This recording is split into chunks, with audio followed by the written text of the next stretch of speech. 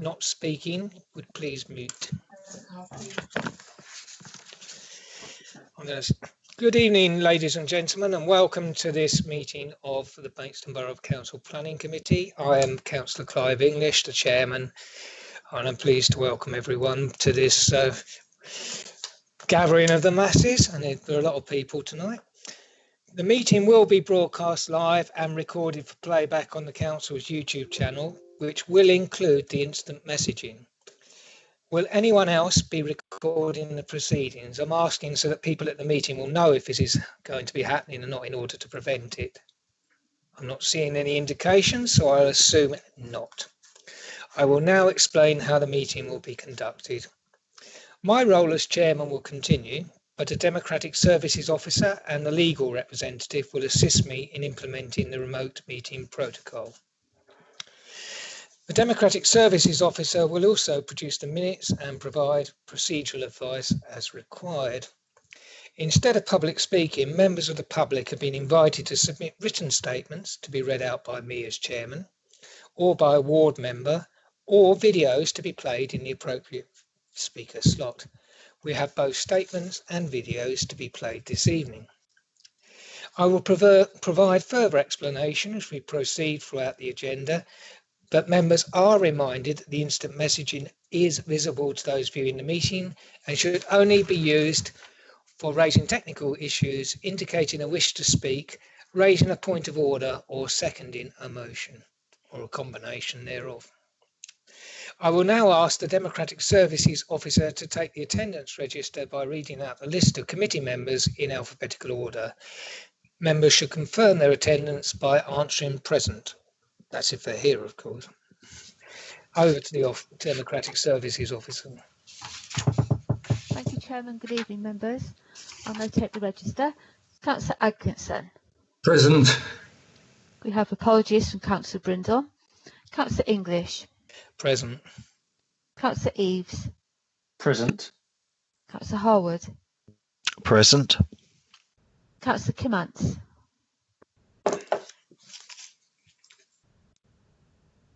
Present, sorry. Thank you. Councillor Mumford. Present.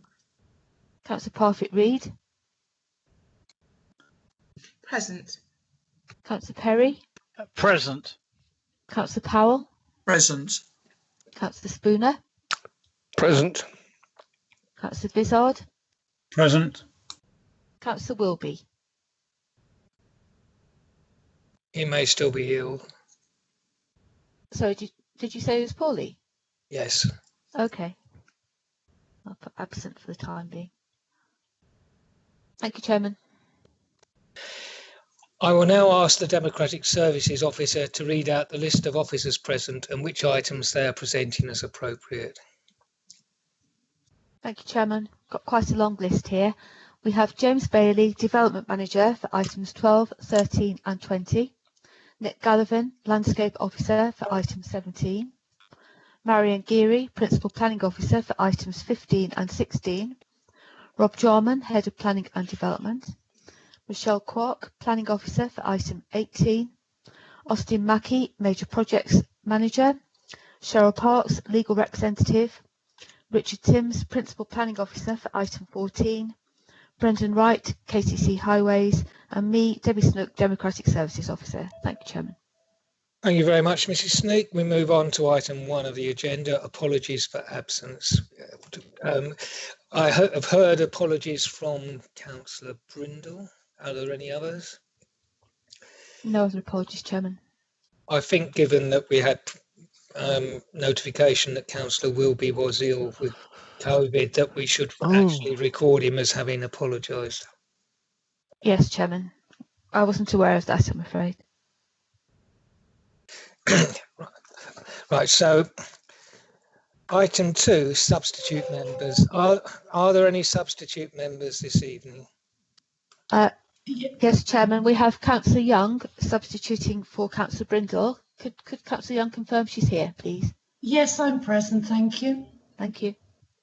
Anyone else? No, I don't think so. I'll just check. Right. On to item 3, visiting members. I now ask Mrs. Snook to read out the names of the visiting members along with the agenda items they've indicated they wish to speak on. Thank you, Chairman. Councillors Mrs. Gooch and Harper have indicated that they wish to speak on item 14, and Mrs. Gooch also wishes to speak on item 19. Thank you. Thank you very much. I take it there are no others. Item 4, items withdrawn from the agenda. There are no items to be withdrawn from the agenda this evening. As far as I'm aware, so no, I don't see any officers correcting me, and we do intend to take all the items on the agenda this evening in the following order: Oakapple Lane, River Barn, the Free Sons, Lordswood Urban Extension, Water Lane Caravan Site, Guardian Industrial Estate and Leamington Drive. However, if we do not conclude these items this evening, the adjourned meeting will be held on Thursday, the 28th of January, at the conclusion of the extraordinary meeting of the Council, which will take place upon that evening. Item 6, urgent items. I intend to take the urgent update reports of the Head of Planning and Development and any verbal updates as urgent items, as they contain further information relating to the applications to be considered at this meeting. Unless I see any objections, I will take that as agreed and move on to item 7, disclosures. And I see that Councillor Harwood has a disclosure. Councillor Harwood. Yeah, thank you, Chairman. I need to disclose in relation to item 15, Calbeck Wood, Lordswood, that I'm a member of Boxley Parish Council, but I took no part in any discussion of this application, and I therefore intend to speak and vote. Thank you. Thank you, Councillor Harwood. Are there any other disclosures? Yes, Councillor Perry, can I, sorry. Yes, it's agenda item 13. I'm a member of Staplehurst Parish Council, but I've taken no part. I'm not a member of their planning committee. I've taken no part in any of their discussions on this particular item. So I intend to speak and vote. Thank you. Thank you. And I assume Councillor Vizard is about to tell me he's a member of Barming Parish Council. As rightly said, Mr. Chairman, I am a member of Barming Parish Council, and I exclude myself for all the parish meetings when there are planning applications on there. So I take no part in the planning at all. So I will be speaking and voting on item 14. Thank you very much. Are there any other disclosures? No, in that case, we'll move on to item 8, disclosures of lobbying. Lobbying, oh dear. And the Democratic Services Officer will ask members of the committee and any substitutes in alphabetical order if they have any disclosures of lobbying. They should answer either yes or none, and then specify the agenda item or items they have been lobbied on. Mrs. Snook, please. Thank you, Chairman. Councillor Atkinson. Yes, items 14 and 16. Thank you. Councillor English. Items 14 and 19. Councillor Eaves. Councillor 14 and 16. Councillor Harwood. Items 14 and 15. Councillor Comance. Items 13, 14, 16 and 19. Thank you. Councillor Mumford. Yes, 14 and 19. Thank you. Councillor Parfitt-Reid. Councillor Parfitt-Reid, do you have any lobbying? Yes, I have 13, 14, 16 and 19. Thank you. Councillor Perry. Yes, items 13 and 14. Thank you. Councillor Powell. Yes, items 14 and 16. Thank you. Councillor Spooner. Items 14 and 16. Councillor Vizard. Sorry, mouse chasing. Items 14, 16 and 19. Thank you. And Councillor Young, have you got some lobbying? Yes, I have items 14, 16 and 19. Thank you. Thank you. Chairman, could I just come back? I realise item 16 I was lobbied on as well. I apologise. I should have picked it up. Don't worry, Councillor Perry. We're all Skyped out. Thank you very much, Chairman. Item 9, to consider whether any item should be taken in private because of the possible disclosure of exempt information. I move that all the items on the agenda be taken in public as proposed, as there's no exempt information this evening. Is that agreed? I will take any absence of disagreement as agreement. And move on to item 10, minutes of the meeting of the 17th of December, which seems an incredibly long time ago. I move that the minutes of the meeting held on the 17th of November be approved as a correct record. Is that agreed? And again, I will take the absence of any indication as agreement. Agreed. I will be signing these in due course, and judging by the amount of minutes we haven't signed so far, I'm going to have to set aside a full day to do so when it finally arrives. Item 11, presentation of petitions. There are no petitions this evening. So we move on to the committee reports. I will read out the agenda item and then refer to the officer who will be presenting the report. After the report has been introduced, I will call out the names of the people who have submitted written statements to be read or videos to be played at the appropriate slot. The statements will be read out by me as chairman or a ward member if appropriate. I will then ask any visiting member for the item to make their contribution. Each member will be called by name. I will advise members of the list I have received by messenger of those members wishing to speak and ask if there are any other members who wish to speak. At appropriate points after members have spoken, I will invite officers to respond.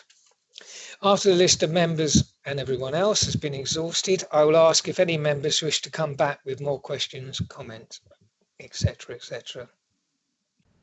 If a member wishes to propose a new motion or amend the current one, I will ask for a seconder with members going through IM or indicating verbally. The first one to signal by either method will be the seconder. The seconder will then be asked if they wish to speak or reserve their right. At the end of the debate, any amendments having been voted on, I will sum up and the original motion or substantive motion will be put to the vote. The legal representative will go through the list of members in alphabetical order and ask for their vote, which would be for, against, or abstain. By voting, the member will be confirming that they have been present for the whole debate on that item, on which to take an informed decision.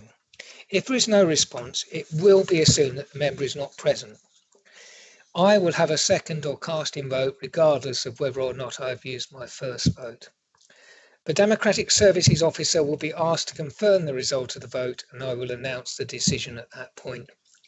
Unless requested by 3 members of the committee by IM or verbally during the debate, the names of those voting for and against a motion or amendment or abstaining from voting will not be recorded. If a report is for information only, I will ask if it is agreed that the report be noted, and if there is no dissent, a named vote will not be taken. At the end of each item, I will ask for a brief pause while those who wish to do so leave the meeting by various means. So on to item 12, deferred items. Mr. Bailey, is there an update on deferred items? I've got no update, Chairman, on the 2 items that are deferred at this time. Thank you. Oh, thank you very much indeed. So we move on to agenda item 14, which is the main event for this evening, I suppose, at least the most popular one. And that is agenda item 14, land off Oakapple Lane, Barming, Maidstone, Kent. And I call upon Mr. Timms to introduce the report.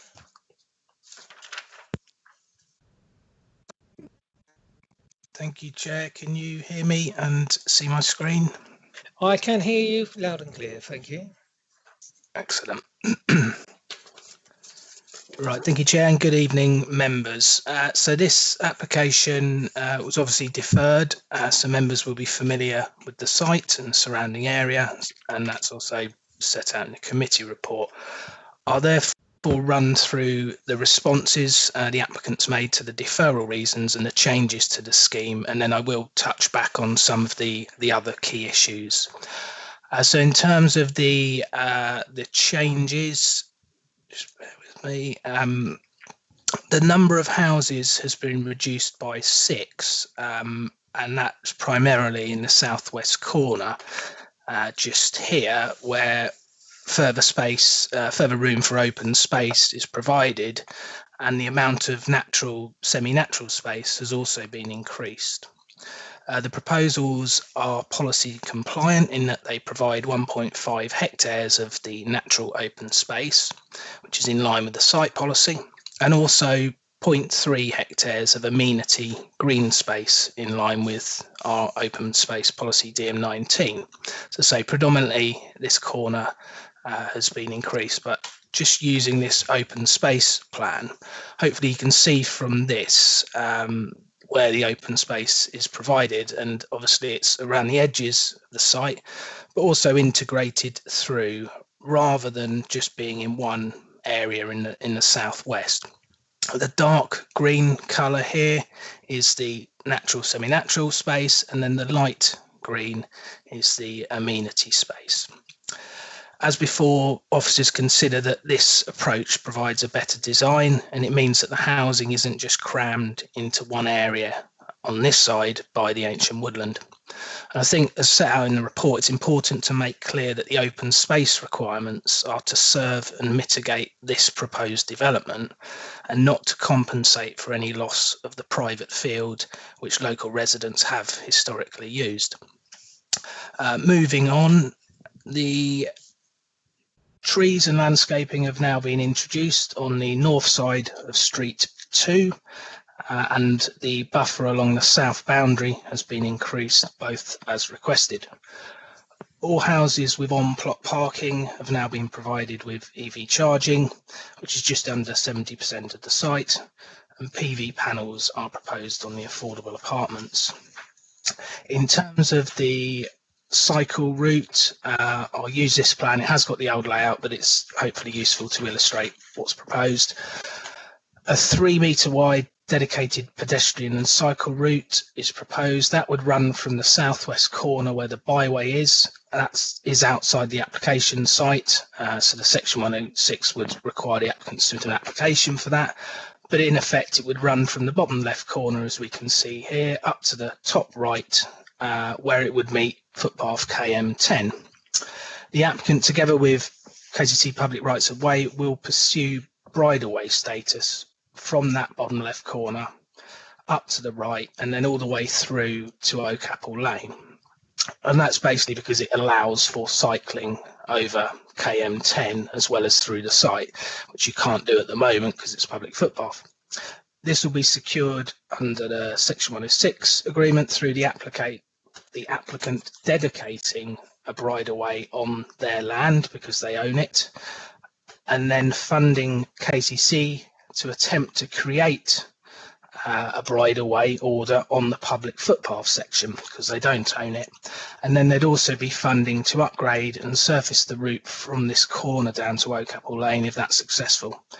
If the bridleway status is not successful, then the Section 106 will require an amendment to the plan so that the cycle route just comes down here onto the road. So either way, there'd be a cycle route. In terms of the biodiversity enhancements, those have been improved through further wildlife niches, and obviously the increase in the natural, semi-natural space and increased native planting.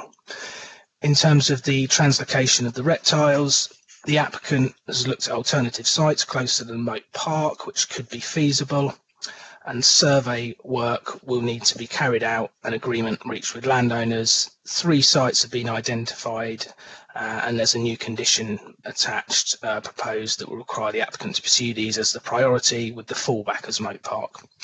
Now I'll just go back to some of the key issues. Obviously, in terms of the principle, the site is allocated for 187 houses within the local plan, subject to the site policy criteria.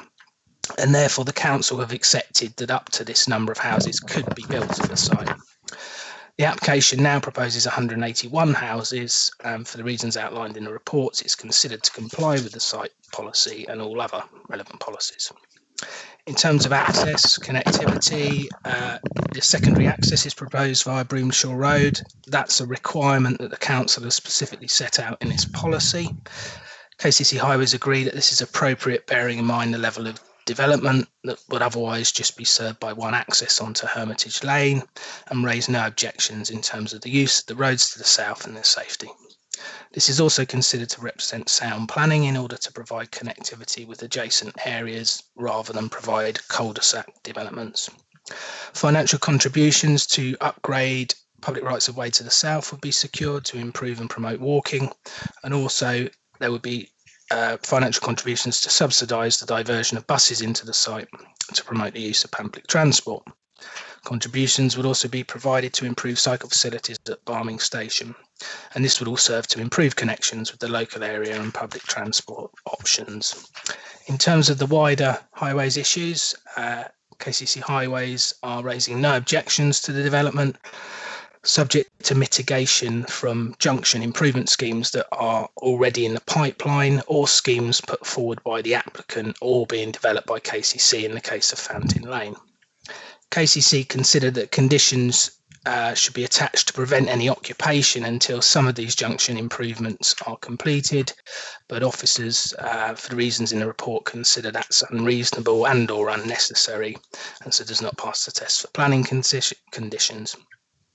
The committee report sets out why the layout and design are considered to be of good quality, and conditions are proposed to secure a high standard of design through building detailing and materials, landscaping, surfacing, public art and ecological enhancements. Section 106 would also secure the necessary affordable housing provision along with the bus diversion and the previous issues mentioned. Members will obviously know that there are many other issues and they're set out in the committee report. There's an urgent update provided today that secures an additional condition relating to the foundation design of buildings to ensure any risk to and from ground conditions is minimised, and to clarify the assessment in relation to biodiversity. So in conclusion, and for the reasons outlined in detail in the report, the applicants considered to have appropriately responded to the deferral reasons, and the proposals are considered to comply with all the policies, relevant policies in the local plan, and permission is recommended. Thank you, Chair. Oh, thank you, Mr. Timms. Return to the various members of the public and councillors who've indicated a wish to speak, and our first speaker is Mr. Jones, an objector who has submitted a video. So let's hope that we have a video. Mr. Bailey, I think you're playing it. Thank you, Mr. Chairman. If you just bear with me, I'll just share my screen.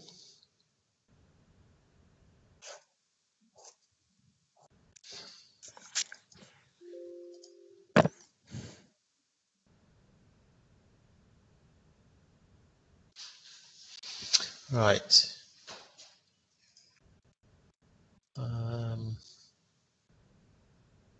Sorry, members, if it looks like you're not seeing the correct screen, let me just get that back again. Right. Can members see just the photograph at the start? I can see the gentleman with a surprised expression, yes. Okay, right, I'm just going to press play, and if you bear with me, members, I'll play the video. Thank you.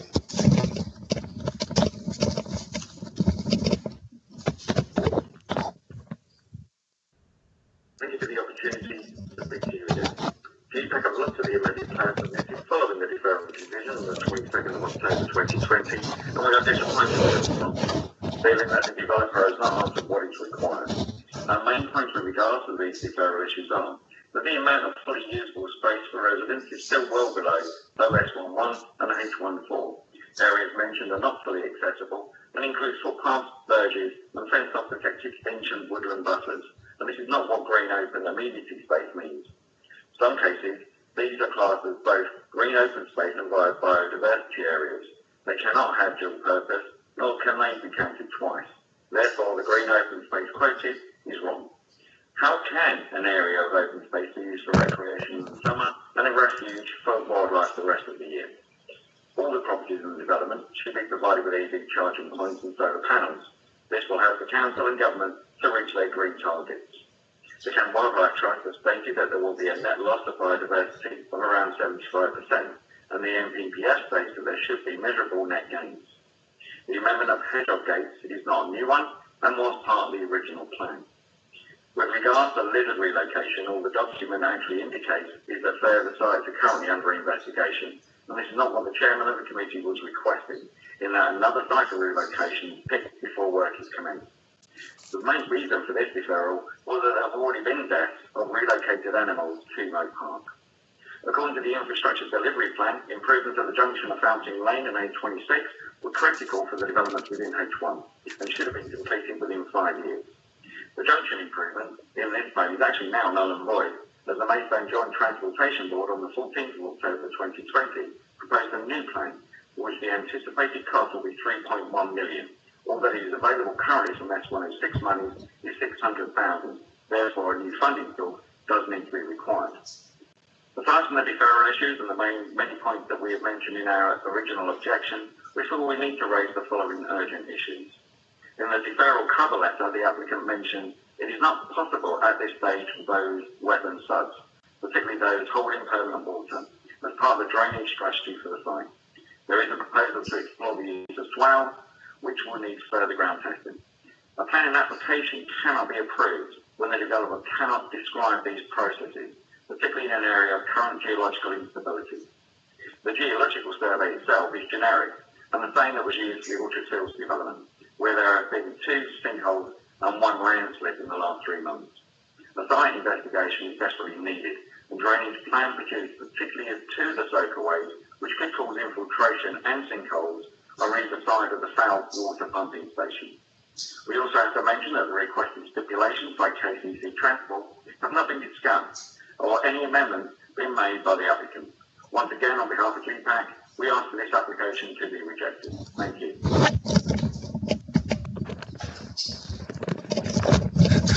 Thank you very much. And we move on to the next statement, which is on behalf of Barming Parish Council and which will be read out by their ward member, Mrs. Faye Gooch. Councillor Gooch.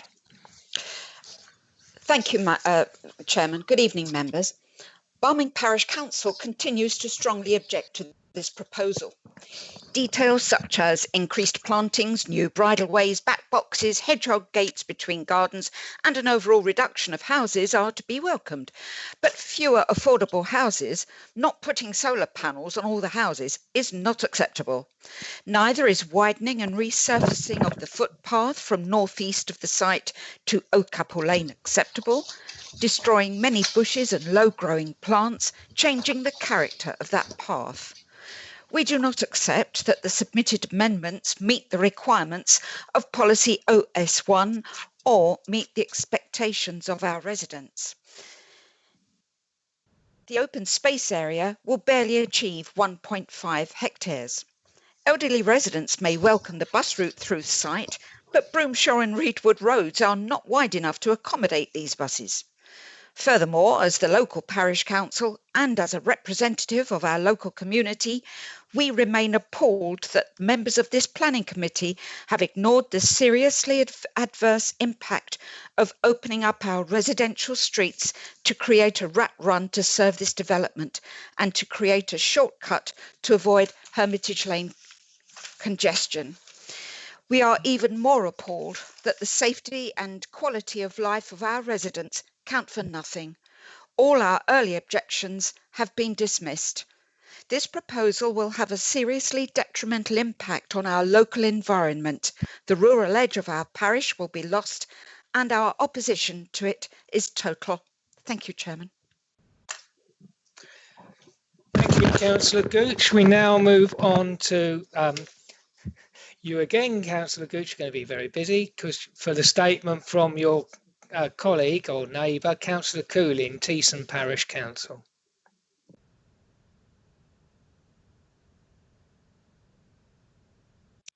Mrs. Gooch. I'm sorry, Chairman. I'm looking for it like Billio and I don't know what on earth I've done with it. Can I come back to you after Councillor Harper? May I ask you that? I don't know what's happened to it. I've lost it. Well, you can come back to Oh dear. the committee after I've read the comment from the applicant's agent, because we have to take that before visiting members. So I'll be guided by you, Chairman. Thank you very much. So I will now read the submission from Barton Wilmore on behalf of the applicant. Dear councillors, thank you for the opportunity for this letter to be read out this evening. As you are aware, this full application was deferred by members for 8 reasons on matters of detail. Following that decision, Taylor Wimpey has worked hard with your officers to positively address the reasons for deferral, and having listened to the councillors debate the application, the proposal has been amended to increase the on-site open space by 0.31 hectares, providing additional amenity space in line with policies H1(4) and OS(1). This has been specifically added to the southwestern corner of the site to deliver a meaningful amenity area that can be used for a range of uses. To secure this, the proposals have been reduced by 6 homes. Combined with the reduction, development has been brought further away from the southern boundary and existing landscaping bolstered between the existing and proposed development. An additional 2 metre of planted verge has also been included as requested. Extensive discussions have been held with the County Council Public Rights of Way team, and a strategy agreed for securing a dedicated bridleway through the site and upgrading an existing right-of-way, securing a continuous dedicated route for pedestrians and cyclists, enhancing connectivity. The number of biodiversity features has been increased and the planting strategy reviewed to enhance native planting in appropriate positions, thereby optimising ecological benefits. The proportion of homes, including affordable homes with an electrical vehicle charging socket, has increased to 70%, and solar panels have been added to the affordable apartments. Alongside these changes, potential closer alternative options have been presented for the translocation of reptiles, which will be conditioned, with Moat Park remaining an acceptable alternative. Taylor Wimpey has noted the informative on the use of electric rather than gas heating for future detailed design, and has confirmed that he raises no objection to the allocation of SIL funds towards Fountain Lane, albeit it is for the council to ultimately determine how the money is spent. Overall, Taylor Wimpey has listened to the concerns of councillors, and the amendments made to the proposals have addressed the reasons for deferral, which raised matters of detail. The changes to the proposals continue to secure the delivery of a high quality, sustainable and policy compliant development on this site. Taylor Wimpey remains committed to bringing forward this allocated site and the development upon it, the delivery of which will also bring economic benefits through supporting the creation of circa 39 new indirect jobs, in addition to the new residential development, generating additional expenditure in the economy of £4.6 million per annum. We therefore respectfully request that members support Officer's recommendation to approve this development on this sustainable and allocated site. And that is obviously from the applicant to the agent. And I now return, hopefully, to Councillor Gooch for the comments from Teessum Parish Council, which we eagerly await. Thank you very much indeed, Chairman. I do apologise for my ineptitude. The statement on behalf of Teessum Parish Council is as follows. Teessum Parish Council objects to this application. While COVID-19 has, for obvious reasons, curtailed traffic volumes to a certain extent over the past many months, in normal times traffic volumes can be very large and traffic flow highly disrupted along Hermitage Lane that provides access to Oakapple Lane. That is primarily due to the huge amount of development permitted by the Borough Council and Tunbridge and Malling Borough Council along that route. Neither Borough Council appears to have thought through the traffic implications, and KCC Highways has not highlighted the issue because they would appear usually to analyse on a site-by-site basis rather than cumulatively. In essence, in the past, KCC Highways seems to have absented itself from overall analysis of traffic flows in this part of Kent and abdicated responsibility for adverse impacts, although, to be fair, some improvements are now appearing, supported by VISM modelling.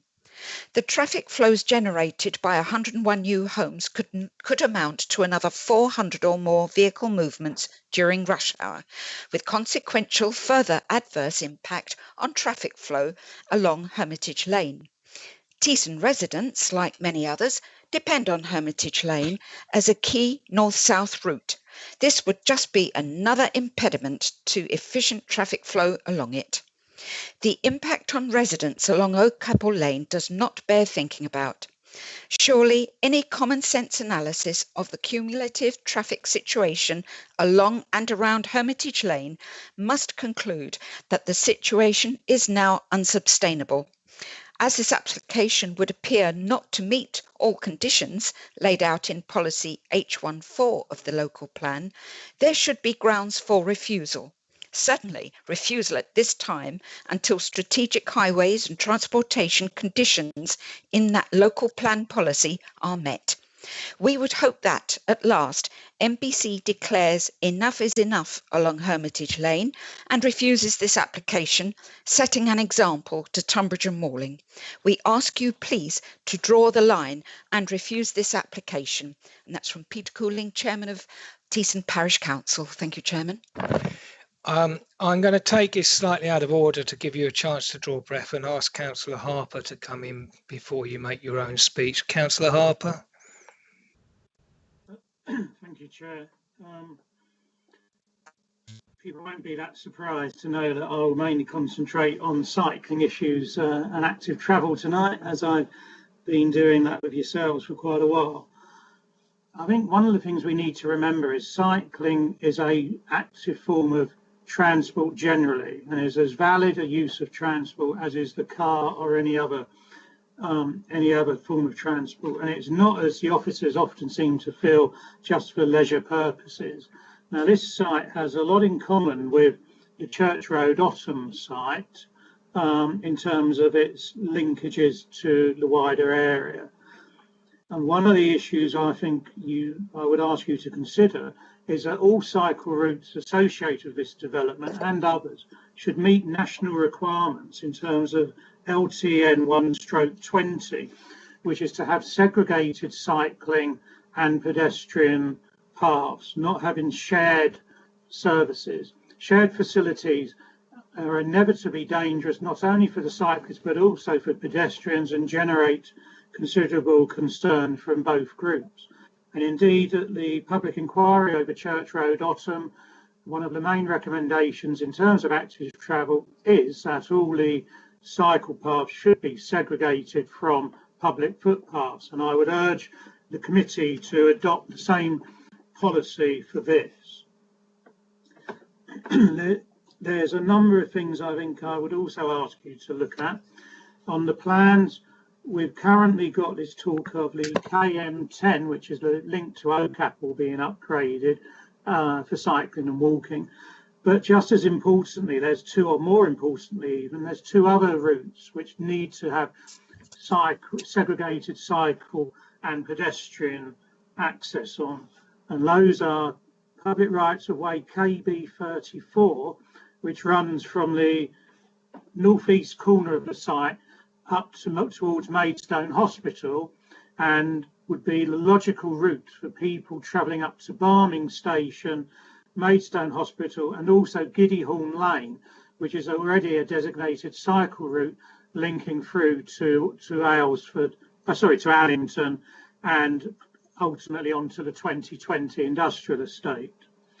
The other route, another route we would like to see upgraded, is KM13, which is the path, or byway going from the water tower down to North Street. As everyone knows in the area, that's just a quagmire for most of the year, and that requires an upgrade to an all-weather surface suitable not only for access to the water tower and elsewhere, but for pedestrians, cyclists and other byway users.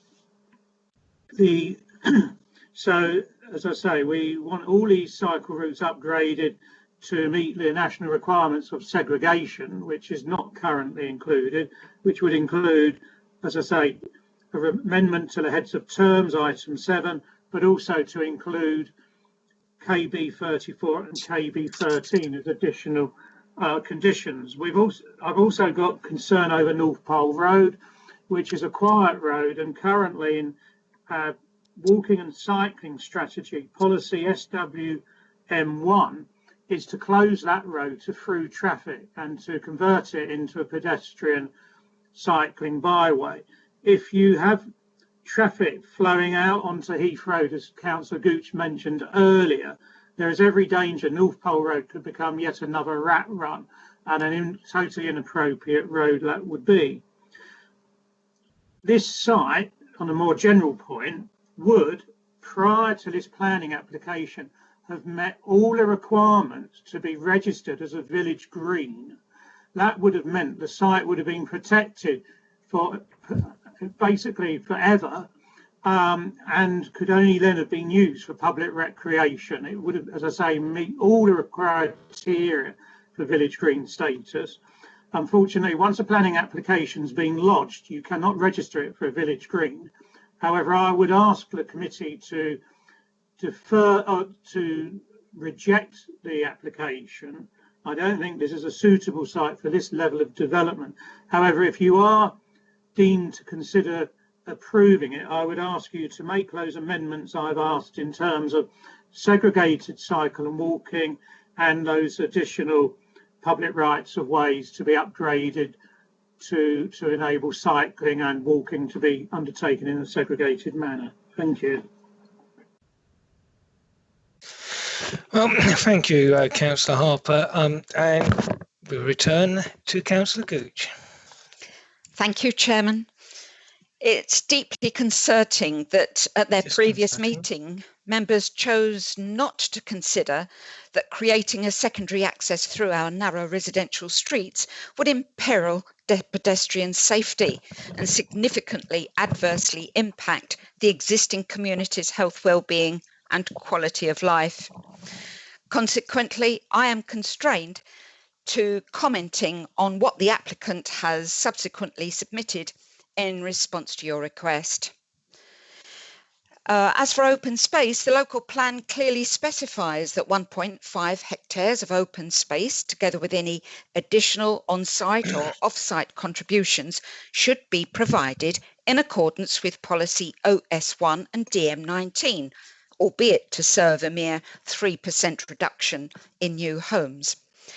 Representations from, for example, Give Peace a Chance, have eloquently detailed how this requirement has not been met. They rightly challenge the definitions of what open space means and its purposefulness and importance to residents. Members, I ask you to consider very carefully whether the amendments you requested meet your expectations and those of the local plan. I suggest they do not. EV charging points. Well, thank you, members, for giving the developer the opportunity to help lead the way in encouraging the use of electric vehicles. I trust you won't take seriously their offer not to fit them all to all homes. Dedicated cycle link. Members need to take into consideration, please, that cyclist safety will be significantly impeded by through traffic as they access the development, particularly from North Street. As for the Reptile translocation, the applicant's response may still be unsatisfactory if condition 21 is not met. It's still an outstanding issue. In addition, I ask members to consider that condition 16 needs strengthening on the grounds of ground suitability. Mindful of the geology of the area, there needs to be significant evidenced safeguarding measures to ensure that the ground is suitable to accommodate the development, given the history of sinkholes in the surrounding area. Existing and future residents will need that reassurance and confidence. In conclusion, members, there is ample room for you to refuse this application on the grounds that your expectations have not been fully met. Policy SP1 in failing to positively contribute to the local character of the area, and Policy DM1 in failing to respect the amenities of occupiers of neighbouring properties. Thank you, Chairman. Much though I dislike disagreeing with Councillor Gooch, may I just point out before we commence the debate that although the committee deferred the application to consider 8 issues, we did not have a full debate or discussion on the item at the last meeting because we moved fairly quickly to deferral. So it's not a question that we ruled anything out. We never got to that point because there were a number of outstanding issues that clearly we felt needed to be resolved before we could have a consideration of this issue, this application. So that is what happened. There was not, in fact, a discussion on a number of the other issues. So I would also point out that although there was a deferral for those items, it is open to members to discuss any facet of the application, provided it's material to the determination of said application. So I just hope everyone's clear on that. So I am now going to turn to the ward members and ask if either Councillor Vizard or Councillor Kimantz wishes to start. I think Councillor, I was going to say, I think Councillor Vizard's going to start, and then I'll come in after Councillor Vizard. Yeah. Thank you very much. Thanks, Mr. Chairman. Excuse me for a minute. I've just got to find my scraps of paper that I'd scribbled notes on. Here we are. I'm not going to go over the grounds that obviously the people that have objected to the applications, because I find that a lot of them stand up anyway. But many of the reasons that the application were put back have been addressed. But in the spirit of the provision of the usable open space for new residents, I don't think that this has been achieved. I accept that the improved verges and some of the seating areas, they enhance the development so that the residents there could take benefit of sitting out in the areas that are being provided for them. But tarmac footpaths and open vistas, they don't actually meet the needs of what I would have thought would have been what we put it back for, improved amenity areas for the residents to use.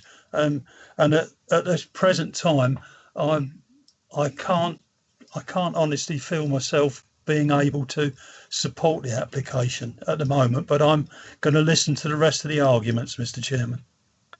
Are you saying that those tarmac footpaths should have another surface, Councillor Vizard? Not necessarily, because they've been put there to achieve what they've been asked for the cycleways and everything else. But obviously, Councillor Harper was talking about. But it's I don't actually see those as being amenity spaces. They're actually just providing thoroughfares through the estate, to my mind.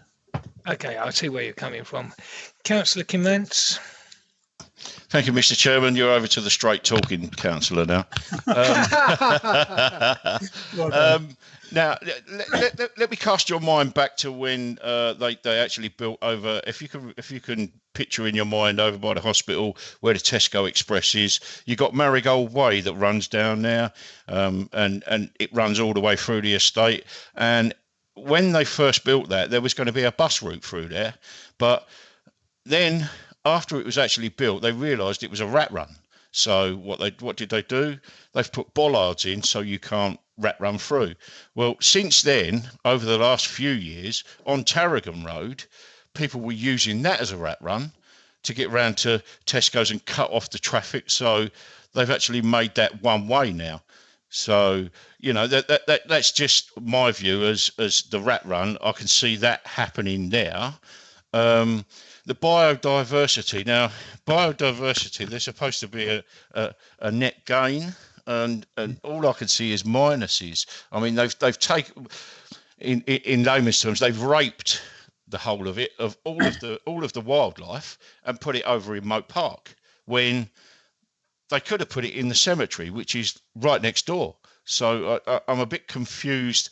I mean, you know my views. I've been working hard on keeping the cemetery. The cemetery's had a new wall built, a new kissing gate. It's going to have the paths done within the next couple of months, new benches, new bins. and where's the wildlife? You know, I mean, it's got wildlife there, but it could have had more. And if there's going to be a net gain, surely once they put the wildlife there, then once houses are built and there is somewhere to put them back to, they could actually replace some of the wildlife. But now that it's in Moat Park, you know, it's lost, it's gone. The bus route.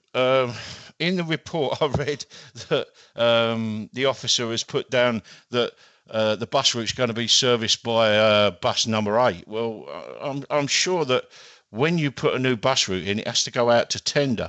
Bus route 8 is serviced by Arriva, so surely it's the officer making a presumption that Arriva are going to win the contract. It should go out to tender. That's the only things I've picked up. And one other thing is about the solar panels. Why is it that people, and I live in social housing, and I'd love to have solar panels, but why is it that the solar panels are only put on the social housing and not on houses that they're going to sell for lots of money? It should be, I mean, it's an area where we're not going to be using gas, it's going to be electricity. So surely every single house should have a solar panel on the roof. Thank you. I will. There are reasons for that later point, Ashley, which are related essentially to trying to address the issue of relative fuel poverty. So that is essentially why it's a priority. Councillor Eaves. Councillor Eaves. Yep, sorry, I was just taking myself off mute there, Chairman. Thanks very much. I'll keep this as brief as I can. So I accept that following the previous time this came to committee, that areas of concern some areas of concern have been addressed by the applicant, and it's gone some way to improve what was previously put forward. However, 1.5 hectares has been noted that's been spread across what seems to me constitutes more front gardens and edges, rather than dedicated space, is purely to me a case of robbing Peter to pay Paul. And I put it to my fellow councillors that surely we as a council are supposed to push for improvements and not the opposite on this. We've had the details put forward that we could see a 75% net loss of biodiversity, as Councillor Timmins mentioned. We shouldn't be putting our names to that sort of figure. We should be looking to improve it, maybe not by 75% improvement, but even a single-digit improvement would be something that we could hang our hats on. It's just irresponsible if we accept that is just going to happen. What's been done before with moving into Moat Park, that was irresponsible, and the fact that we haven't got any suitable sites already put forward, if we accept this before that's done, that's irresponsible. If it was people, we wouldn't even be having this conversation. That's the crux of it, but it's all right because they're newts and hedgehogs and birds. It's fine. We can just dot them around anywhere and just leave them to it. I agree with things about the traffic and safety. However, highways and KCC have not raised any issues. Not that would matter after the Otten debacle, to be perfectly honest, because that would just be ignored anyway. I won't be voting for any development that looks to skip over the serious and negatively long-term issues that have not been addressed, that I've raised and that others have raised. However, I think that as with the very similar development and application of Otten, my feelings and thoughts will just be bulldozed over, and we just seem as a council to want to push for developments without actually seeking for the betterment of the borough. And to be honest, if we're not going to address these in this meeting, in this planning committee, then I put it to you all, what's the point? What's the point of us actually coming here on every 3 Thursdays and debating it seriously and looking for better options for our town and our outside, our rural areas? That's my thoughts on what I've heard and what I've read, and I just think that we've got a responsibility here. So I will be not in favour of voting for this development in any shape as it stands. Councillor Atkinson, please.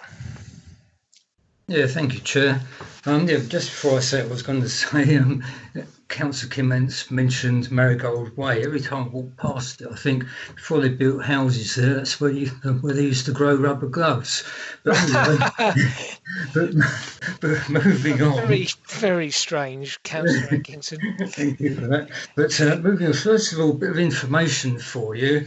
On page 47, they're talking about Fant Wildlife or Fant Local Nature Area, as it says, Local Nature Reserve, as it says earlier on in the report, which it isn't yet because Che have been delaying.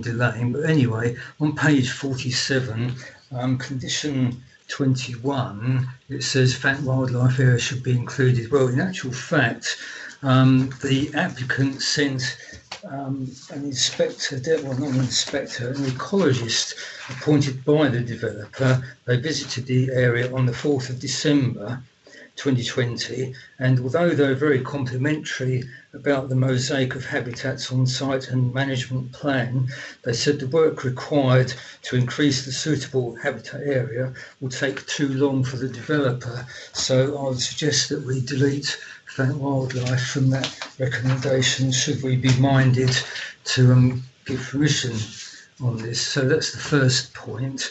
Now, to be a bit more serious, yeah, it says in the report on page 29 and 41, paragraph 5.06, that it be unreasonable to insist on the completion of a number of junction improvements.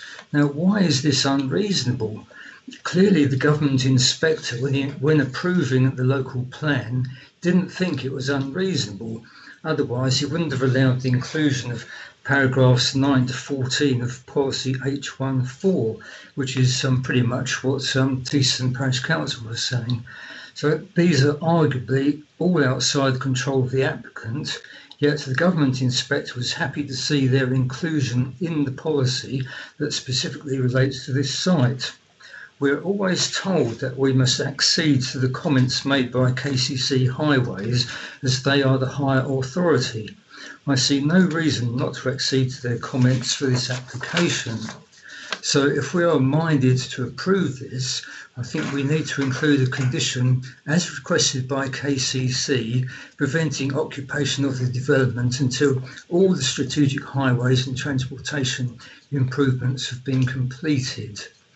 So that's that point. Now, turning to paragraph 4.11 on page 35, yes, the current local plan under policy DM23.4 doesn't specifically state that there should be 100% provision of EV charging points, although it does say that new developments should ensure that proposals incorporate electric vehicle charging infrastructure. To my mind, there's an implication here that electric vehicle charging points should be available to every dwelling.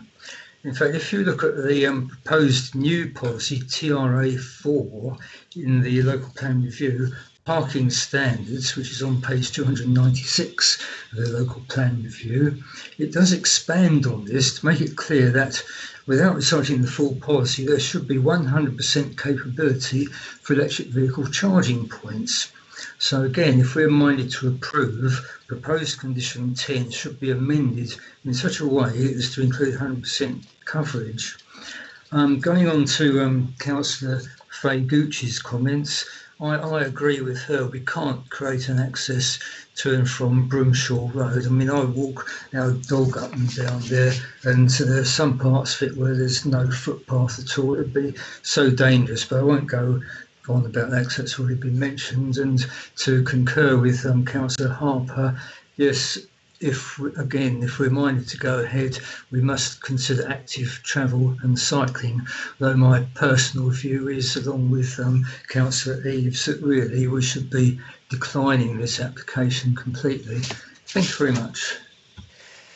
I wasn't going to come in at this point, but as it's been raised, I in terms of the highway issues, I think it sort of falls between two stools. One can argue that it is inappropriate to have pre-commencement or pre-occupation conditions for highway schemes that are, shall we say, uncertain of delivery. And that there should simply be contributions. But we're in a position where at least two of these highway schemes, Cold Harbour and the junction at the Aylesford Trading Estate, are actually programmed at the realistic timetable. So it wouldn't be beyond the possibility of, if this committee were so minded, to actually meet the county council proposals in that respect. It would not be totally unreasonable to do that, because there is a fairly high certainty of delivery of those schemes, if members follow what I'm saying. And in relation to, well, although we can't address it quite within the terms of the planning application, the applicant and KCC have indicated that it might be appropriate to address the Fountain Lane junction by a separate resolution. So if with some way of the debate to go, obviously, but I just make that clear that it is not quite as simple and straightforward as a yes or no on the highway issues. Similarly, on whilst not having an entrance at Broomshaw Road is quite difficult given the policy situation, it does not necessarily follow that you have to have a road that is a traffic hazard. It would be possible to require the applicant to pay for a traffic regulation order on that road, not to actually do it, but to pay for the traffic regulation order, bringing forward a proposal for a 20-mile-an-hour limit on that road if members thought that were appropriate, which would, of course, could improve safety and would, to some degree, serve as a deterrent to traffic using that route, as there is evidence that can happen where you have such a thing. Councillor Harwood is next. Thank you, Chairman. I hear what the local ward councillors say and what the other speakers have said. However, we need to be honest about our policy armoury, and it is virtually bare. As we know, the 2017 local plan is inadequate in almost every way. It does not equip us to fight the planning battles that would no doubt face us if we were to go with a refusal, or if we would place unreasonable conditions upon any application. And we have at the end of this agenda a very cautionary tale, where we've ended up with a scheme which will damage the environment far more than if we had permitted it. We wouldn't have a car park in front of a 12th century church. We wouldn't have the road widened for a pointless section in the middle, which is going to destroy the verges and yet still go to a pinch point on the dangerous section. So I think we need to be really careful about what we wish for. And also some of the other interjections around some of the wider footway links and so on, where it's been talked about surfacing and so on. I am a little bit concerned that we end up further urbanising this rural edge of Maidstone, really, if we start to have surface paths going through the little bits of woodland and so on that we still have left around the site. It's a very slippery slope. So I do have some concerns there. I think we need to reflect on the journey we've been on. A lot of us were present at the pre-application discussion, and we were very, very clear with the applicant about our concerns about the original scheme, which was far more utilitarian and frankly like the artist's impression of the T&M application next door. Yet we have managed to negotiate some significant improvements to the scheme. I think as Councillor Vizard stated, though I understand that probably all of us and certainly the locals would prefer this to stay afield, but it won't, because it's a local plan allocation and we are in a very difficult position in terms of national and local planning policy. So therefore we need to look at what we have achieved, and I think actually Richard Timms and the other planning officers who have been involved in this application really need to be commended. And I think also the applicant, I think, has gone further than the policy armoury actually forces them to do. Councillor Kimmants talked about renewable energies and so on. Ever since our 2017 local plan was essentially filleted for some reason of all its sustainability policies, they frankly don't need to do anything. But they are providing it, as you point out, on those properties where fuel poverty is a concern. So I think that is positive. I think in terms of the open space provision around the site edges, you know, we've got the area required in the policy and some. The trouble is the policy does not state all the open space will be in one block. You know, we need to be careful about the way that we describe policies at the local plan stage. However, I think one area where I do have some concerns, which links into national guidance, is this whole issue around the protected species on the site. All of the sites that are talked about as potential receptor sites all have their own population of the species being talked about.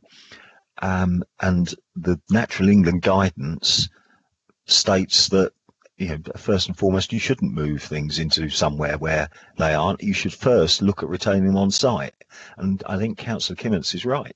What we should do is fence off the site boundary, the semi-natural open space area, make sure it's not affected during the development, get some reptile fencing around it, and that should be the receptor area. So you're not deporting your wildlife to the other side of town to somewhere that's already full up, but you're actually working through the phasing of the landscaping scheme.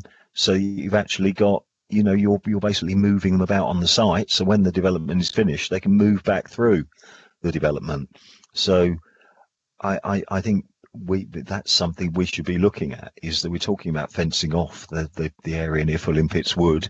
You know, that should be our receptor. That woodland edge is perfect for reptiles. A lot of it's south facing. I don't know why we're taking them to somewhere where frankly there's no carrying capacity because of what's already there. And the point about, oh, we can improve habitat. Well, if you improve habitat at these sites anyway, I suppose you can increase the population that's already there, but you're doing it without stressing the existing population or bringing in disease. So with all of that, I am prepared to move we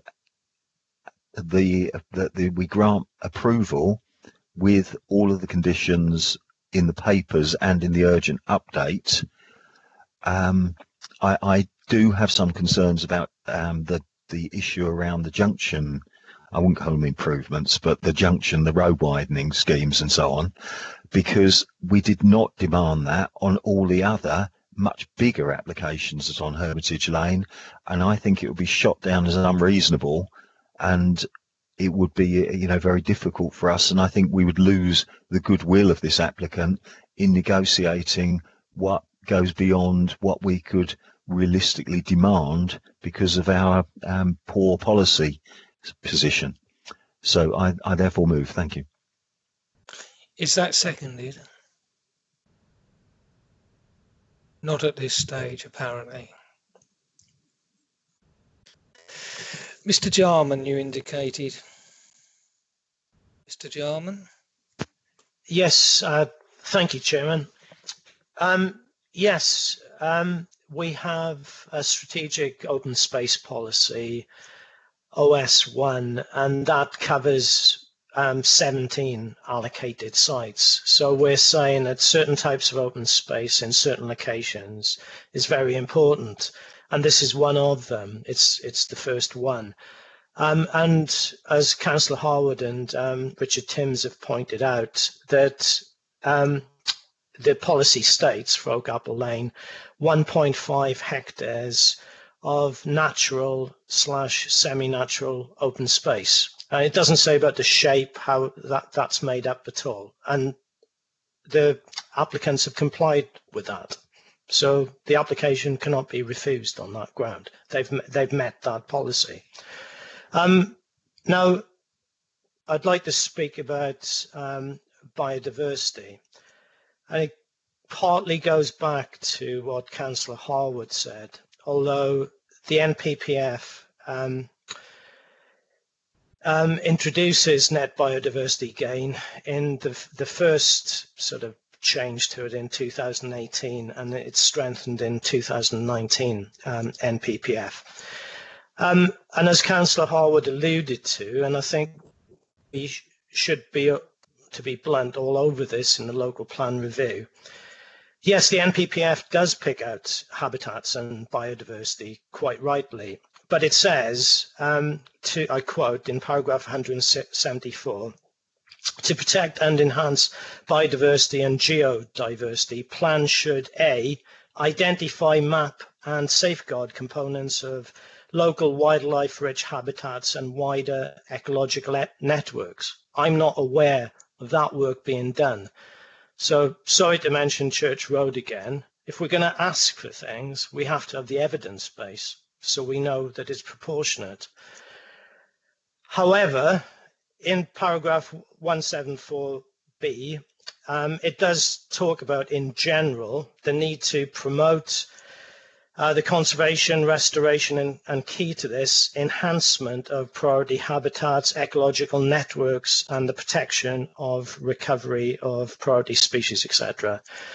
So what I would propose, but it's got to be proportionate, is that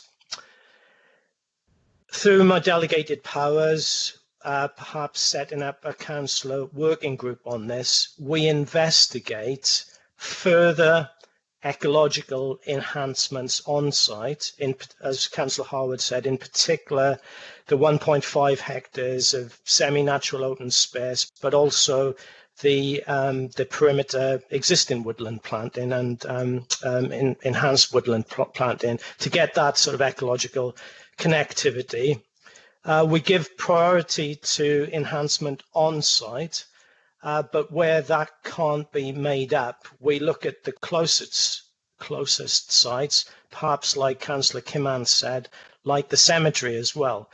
And if members are minded to go along with a positive recommendation here, I'd like to add on those delegated powers, working with councillors to improve the offer on site and adjacent to the site. Thank you. Councillor Powell, please. Yeah, thank you very much, Mr. Chairman. I know this is the planning committee, but I'm not going to talk too much about planning, but I'm going to talk just about something that is a real concern with regard to the planning of the site, which is the sinkholes. It was touched on it last time by a number of the members, and indeed Councillor Gooch did mention it again this evening. Since the last meeting, Mr. Chairman, there's been 2 further sinkholes in the vicinity. I mean, for people that sort of don't know a great deal about sinkholes, it can be due to anything. It can be just due to something that's happened over the years. It could be drains, it could be vibration, it can be caused by all sorts of things, but they are extremely dangerous.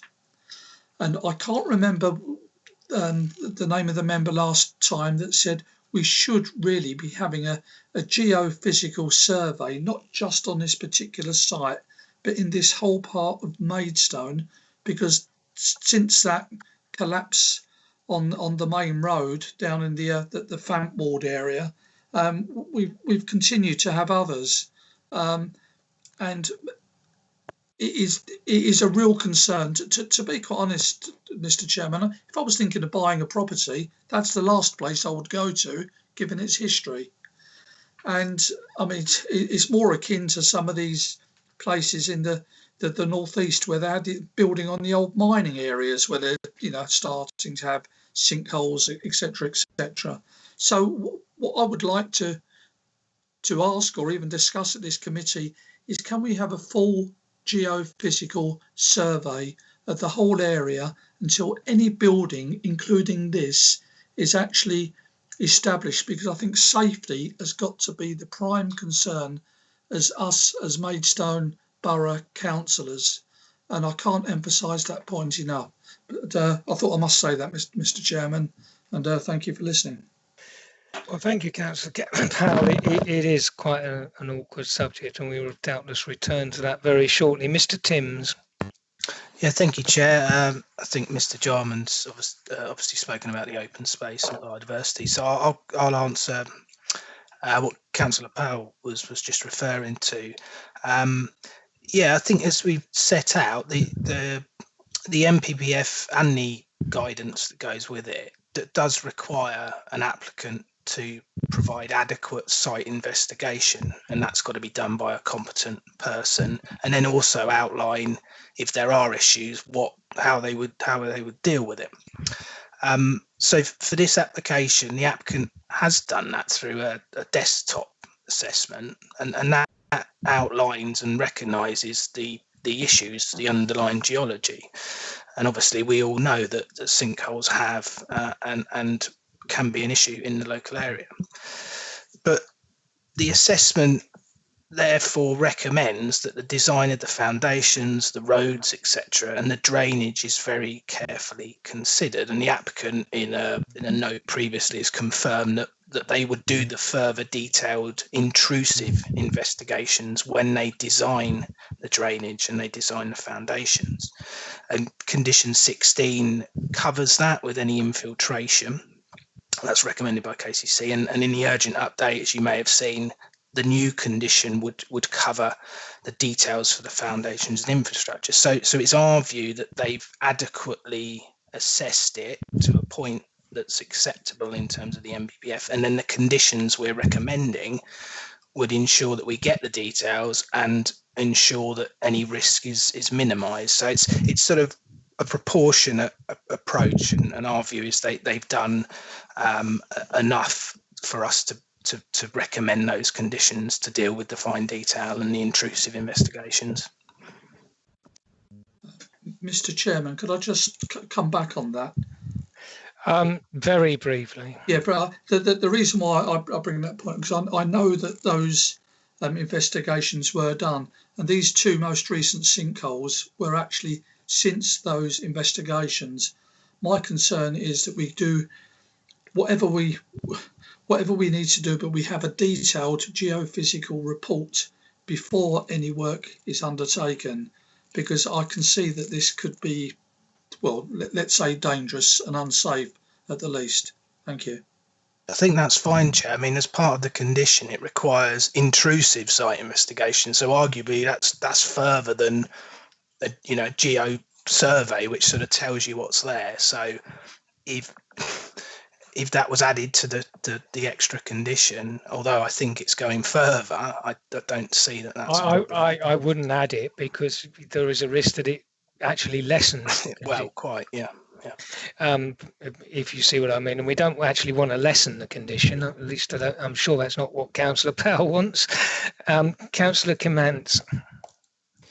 Thank you, Mr. Chairman. I knew that daytime telly and this lockdown would help me out. Watching Homes Under the Hammer.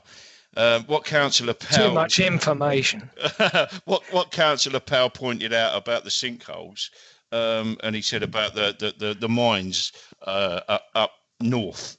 There has to be a mine report before you can even think about getting a mortgage on a property that is over the top of a mine. So I quite agree with what he's saying there. You know, I've got a friend of mine that lives in Rotherham, so I know about the mines and the old mine shafts and stuff. A question to Mr. Timms. In the heads of terms, item 4, it says £7,590 for the upgrade of Prowl KM12.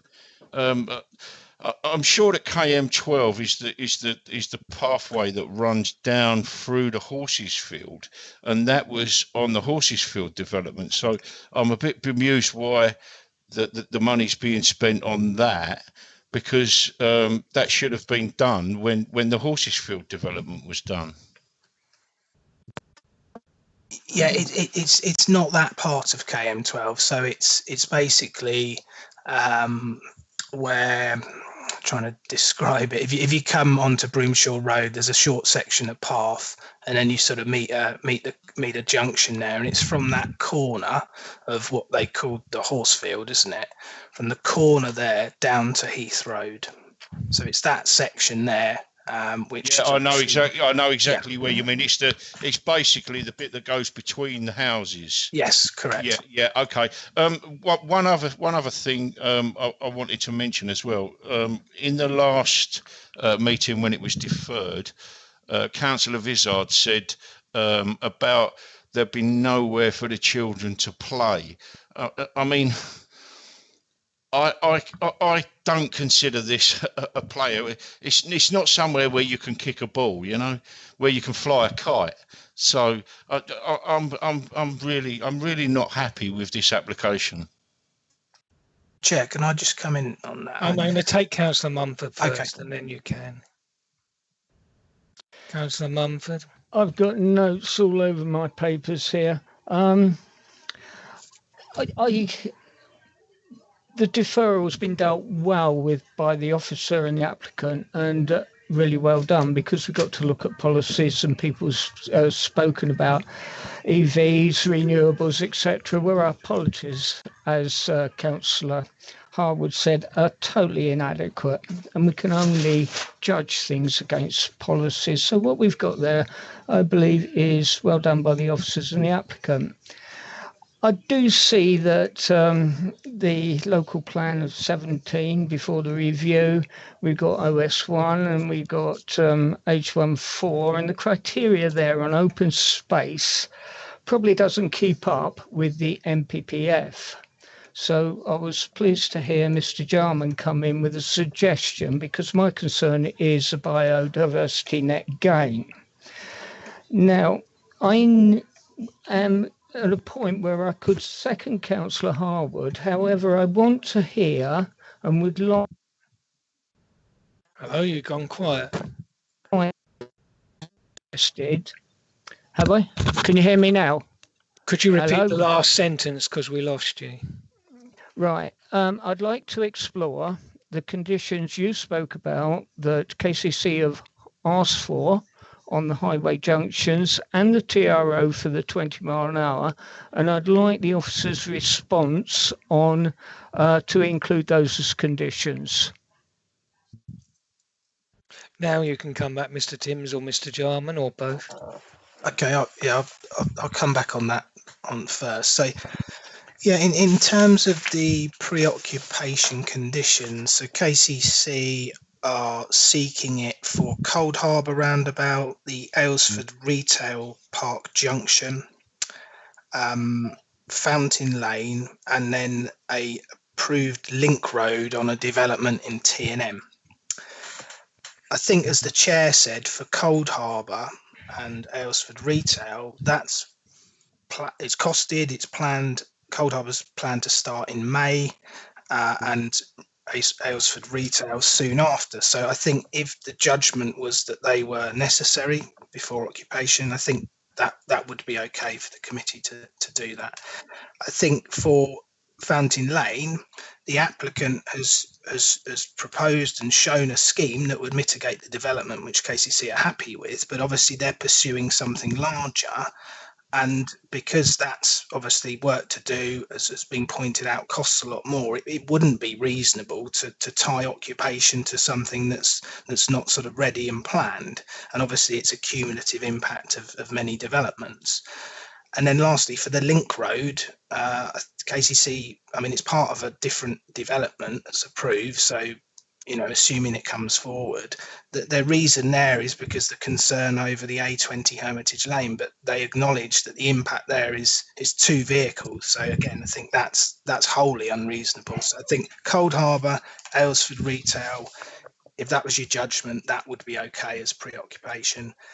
For the traffic regulation order, if you were looking at 20 mile an hour limit, and I would say that would be sort of where the access hits Broomshaw Road, potentially through to Hermitage Lane on the Bovis scheme, then I think that Again, that would be okay if that was your judgment. That would be in the section 106, and it would require them to apply and fund the TRO, and if it was successful, to fund the signage and any lining to go in. So that would be okay as well.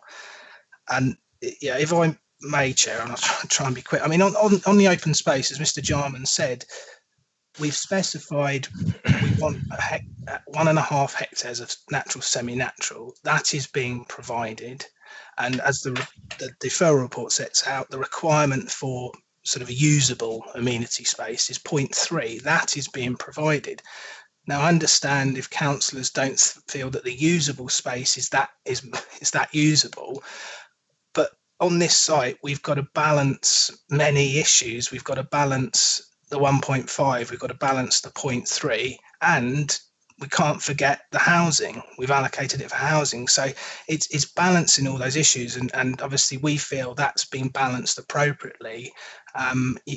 You know, you're not going to get everything out of this site because there's housing up to 187, there's 1.5 semi-natural, and there's usable areas. And what we think the right balance has been struck between all those sort of competing aspects.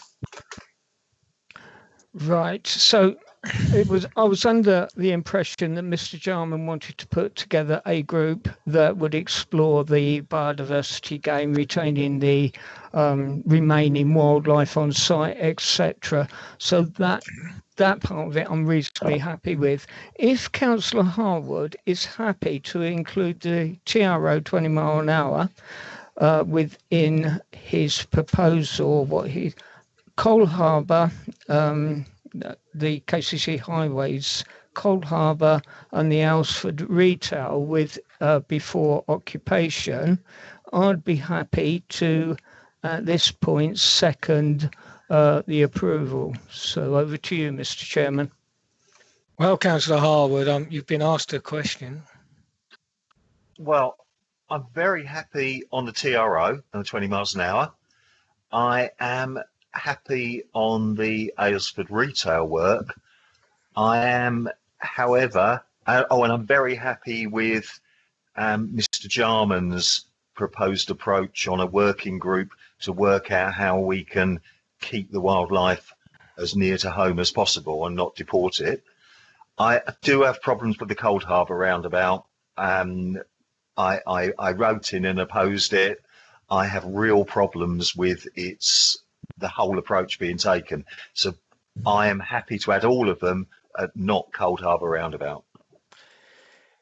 Okay, Yeah. well, okay, fair enough. Councillor Mumford, back to you. Just respond on that. We're not deciding whether Cold Harbour is the right scheme or whatever. If it's due to go forward in May, all we're saying is whatever goes forward in May, there's no preoccupation of this site beforehand. So I am not suggesting that I agree with what is being put forward at Cold Harbour. I'm talking about a condition for the commencement of this site or the occupation. I think that's an important clarification, Tony. What do you... I think my concern is that I think that the proposal for Cold Harbour will actually make things worse. It's going to happen, isn't it? Yeah, but it seems quite perverse to hang a development on something which is potentially going to make it more difficult coming from the direction that we're talking about here. However, if that's what it takes, I am prepared to move it in, but with the misgivings that it won't make it any better. Okay, thank you, Councillor Harwood. Okay, so I'm seconding. Okay, thank you. Right, Councillor Vizard and Councillor Atkinson, and then I really do want to wind this up. Thank you, Mr. Chairman. It was only just coming back on what Mr. Tim said about the TRO, because as Councillor Gooch said previously, with the access onto Broomshaw Road, it is a very narrow road, and with the elderly residents that are there, would the TRO, because what Mr. Tim's implied, or what Councillor Mumford implied, was from Broomshaw Road through the estate to Hermitage Lane. But would that be inclusive of the Broomshaw Road bit? Because I would have concerns about the residents there being subject to people coming off the estate speeding up. I mean, I only made a suggestion. It's obviously up to members. I guess, you know, some direction on that would be useful. You know, potentially delegate powers. I guess that the longer you have it, the more chance of objection. That I guess that's the downside. But that's entirely up to members. I was just making a suggestion. Well, I think, to be honest, if we could pursue this point about biodiversity slightly wider and actually say that in the details of that TRO and possibly one or two other points could be picked up in what, because this is a complex application, it wouldn't be a bad idea if that biodiversity working group was actually a wider implementation group and we could pick up this particular design and specification of the TRO in that. Yeah, agreed. Happy to add that to the recommendation for approval. Happy. So that leaves Councillor Atkinson and Councillor Clements will have the last word as member. Councillor Atkinson. Yeah, thank you, Chair. Just to say that if the committee is minded to grant approval, I think we should include Councillor Harper's proposals on active travel and cycling. Unfortunately, I didn't have a chance to write down everything he said, but I'm sure he'd be able to email in with exactly what it was he wanted. So, you know, subject to that, I'm sure we can come up with a condition which will accommodate that. So that might need delegated powers. Chair, I'm sorry, but I will need to come back on some of that if that, you know, if you want us to pursue it, because there's some things you can't do. Yeah, thank Chairman.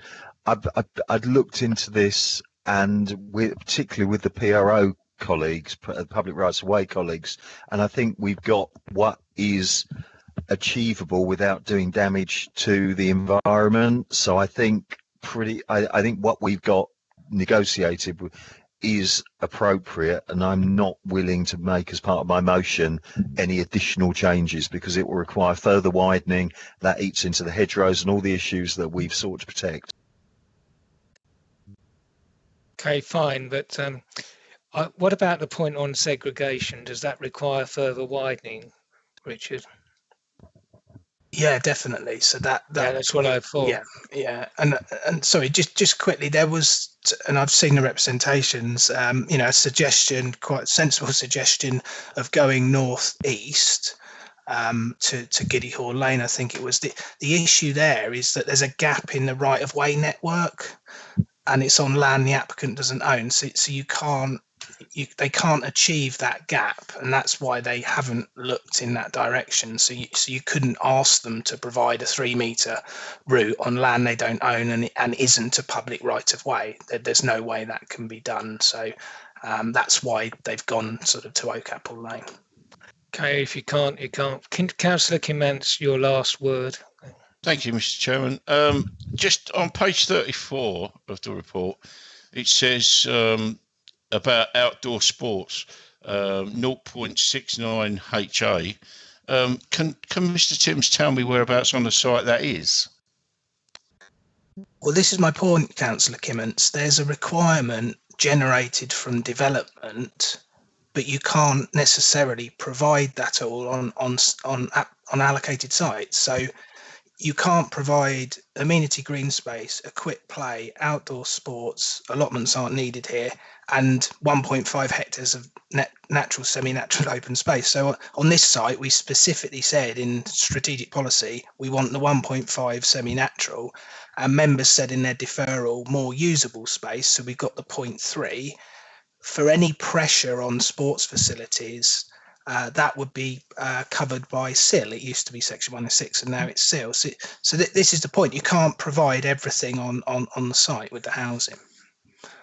So basically, there's not that on the site. So no, there's no sports pitches on the site. No. All right. So maybe they'll do the same with what they've done with the wildlife and send them over Moat Park to have their recreation there. I'm quite sure what slow worms do in terms of recreation, but interesting. Right.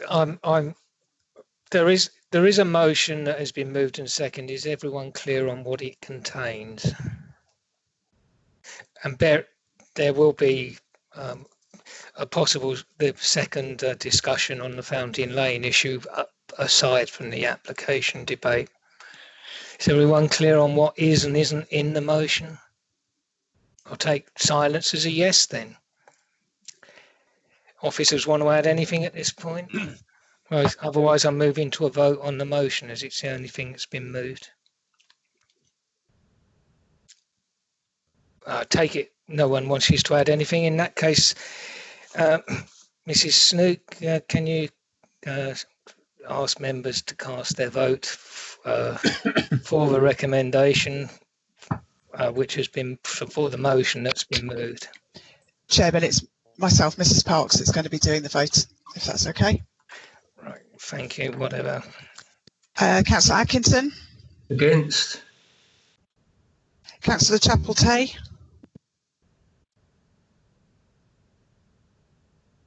I'll come back. Councillor English? For. Councillor Eaves? Against. Councillor Harwood? For. Councillor Kimmants? Against. Councillor Munford? For. Councillor Parfitt-Reed? Against. Councillor Powell? Against. Councillor Spooner? For. Councillor Vizard? Against. Right, and Councillor Chapel-Tay, I apologise, isn't on the committee anymore because Councillor Perry is now. Councillor Perry? Against. Apologies, Councillor Perry. And Councillor Young? For. Thank you. And can we have the tally, please?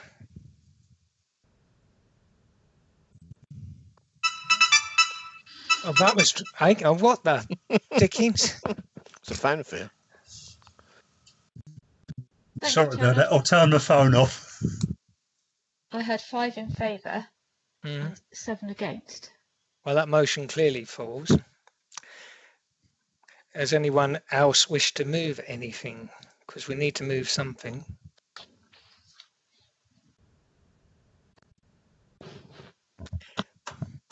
I will move, if you like, the recommendation as is on the papers, but with the delivery group, and then if we can place into the remit of that delivery group some of those areas where we have got the specific concerns in relation to this application.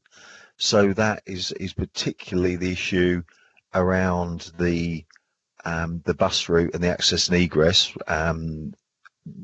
into Old Barming, if you like, where I think there is a genuine concern that needs to be bottomed out, where perhaps a negotiated approach could address the issues, and particularly in relation to the open space issue, to get the real detail of that. So we're not agreeing what's on the papers now, we're getting a negotiated approach, which is in the spirit of what Mr. Jarman stated around him ensuring that we do deliver everything we need to deliver. I think that's about as far as we can go, because the problem is, because of the local plan situation, if we refuse this, we get a scheme without any of the benefits for local community that we have negotiated. I think all we can do is try on those key issues, and the key issues are the open space and the permeability and the potential for a rat run. So I therefore move. Yeah, I would say, members, that we do. I know I'm not happy with this scheme, but looking at this, we do not have grounds for refusal. This is a lost appeal if ever I saw one, if it goes anywhere near an inquiry. More, and all of the negotiation we've done up to now, and other potential conditions, some of which I discussed earlier, but the ones that have been achieved will fall away, or very likely to fall away, and we will end up with a very difficult situation. if members want something else, then they have to make an argument for grounds of refusal that could potentially stand up, or we can't just keep voting down motions to actually do something, because we have to make a decision at some point. We can't defer it again unless we have a significant cost warning, of course, which could happen. So I will second Councillor Harwood's motion, because nothing else is on the table and we do have to make a decision. But I would like officers to explore how exactly it would work, because I'm not entirely clear. Yeah, Chair, I wasn't clear on the bus permeability point. Well, I think in terms of the local plan, that it says one thing, and in terms of the condition, it doesn't quite say the same thing, does it? If Councillor Harwood wants to expand on that. Yeah, I mean, basically the issues of contention is the detail of the open space. I think that's clear, and we know we've got to pin that down. I think the other area of contention is the impact of the proposed road layout on particularly existing residents, but it also links into the use of Oak Apple Lane, how that's going to fit in as well. And what I'm saying is that we permit the scheme, however, the operation of those links is not fully signed off until we get a determination by the delivery group as to the detail of how it works.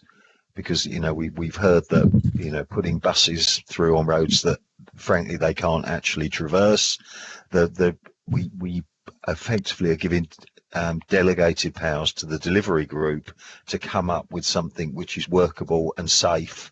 And we will have KCC Highways in those meetings. We will have the applicant in those meetings, and I'm sure we can negotiate something which is better than the current proposal on the papers, which is not acceptable to the existing residents, and I think will prove difficult to deliver.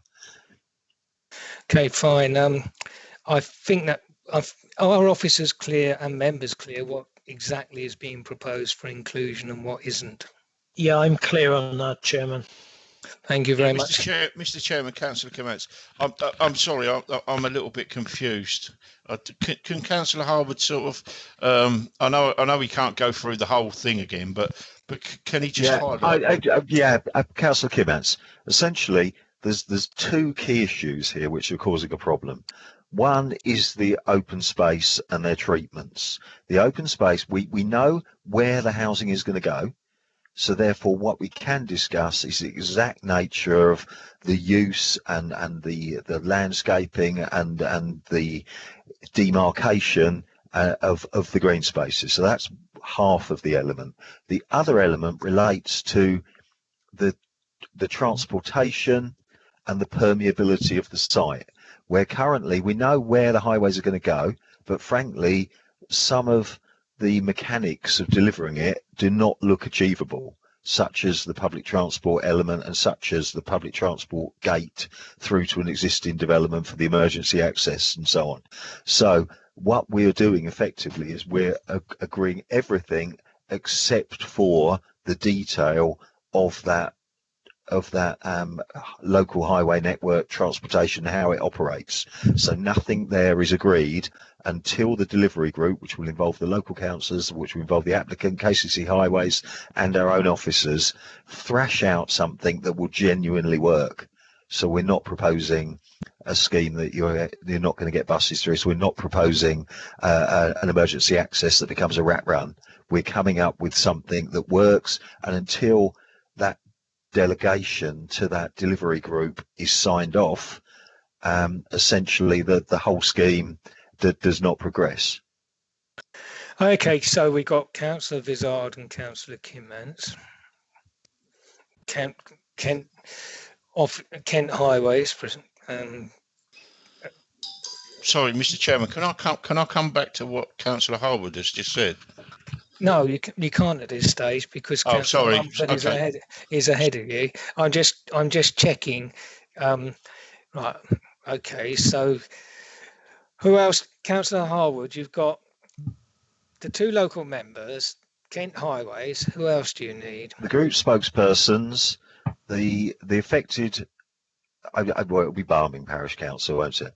So would need to be involved, and of course the applicants and the officers, and I think that's sufficient. This is not meant to be a massive group and a new committee. It is the people who actually know how we can make this work and how we can make that internal transportation system work. Okay, thank you very much, Councillor Mumford, and then I will take Councillor Commence, and I really do think we need to make some decisions. Councillor Mumford. No, I've got nothing to say, nothing at all. Thank you very much, Councillor Commence. Now you can come back. Yeah, sorry, Mr. Chairman. In an ideal world, we would have a nice big play area to one part of the development, and then if there needed to be access through for emergency vehicles and for buses, then there would be what they class, I think they class it as a bus gate. So the buses, which they use the little tiny minibuses to come through, so it could go through the estate, but not to be used as a rat run, which later on we would realise, like it was over on the other estate, which I explained before, where they've had to put bollards and change one ways and stuff. So I'm still not there, but okay, thank you. Right, okay, fine. And obviously, Chairman, if I may, that's exactly what the development group will discuss, the detail, because we made it work on the Allington side, just on the other side of Hermitage Lane. We have managed to get a bus route through that's working. So I think we can negotiate something. Well, whether or not we can successfully negotiate, the only thing things we can do now is attempt to further the discussions which have had some success. So I'm minded to support what you're saying at this stage, because frankly, if we do anything else, the discussion is over. So unless anything else is being moved, I'm going to put Councillor Harwood's motion to, sorry, was it seconded? Yes, you did it. Yeah, just checking, sorry. To the vote. Chairman, it's Debbie here. Can I just double check a couple of things?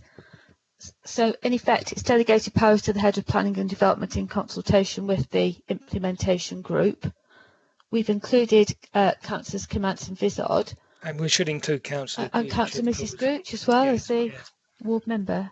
Yes, indeed, obviously. And can I also double check as well? You talked about the pre-commencement conditions on certain junctions. Are they included in the conditions as well? And the traffic No. We're just looking. We might look at the TRO, but we're not looking at those junction improvements. That's fallen. Okay, thank you. All right. I'm not taking any further discussion unless it's to this motion. Councillor Powell, is it?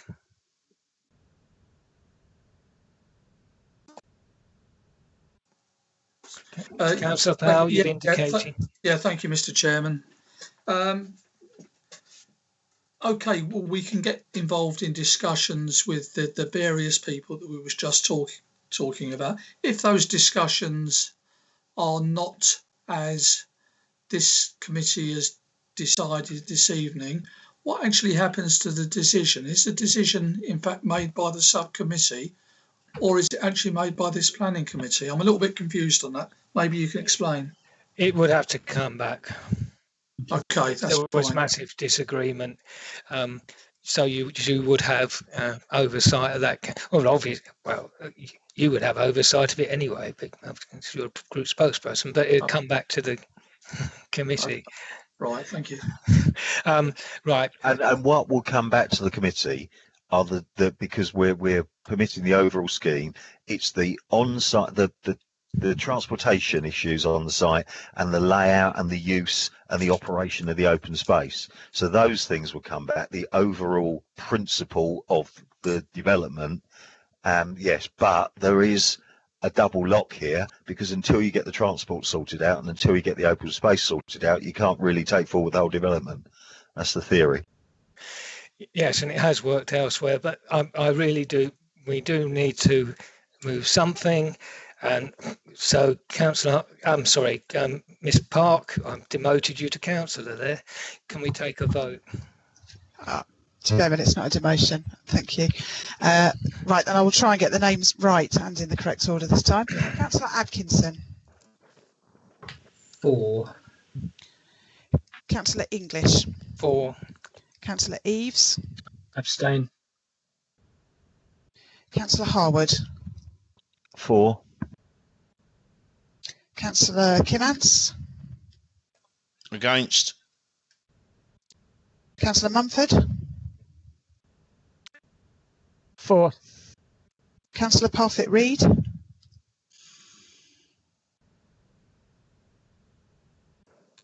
Against. Thank you. Councillor Perry. Abstain. Councillor Powell. Abstain. Councillor Spooner. 4. Councillor Vizard. I'm still no, I've got to go against it. I'm still not happy. Thank you. And Councillor Young. 4. Thank you, Chairman. Thank you. Can I have the tally, please, Mrs. Snook? Counting, Chairman. Sorry? Just counting. Yeah, of course.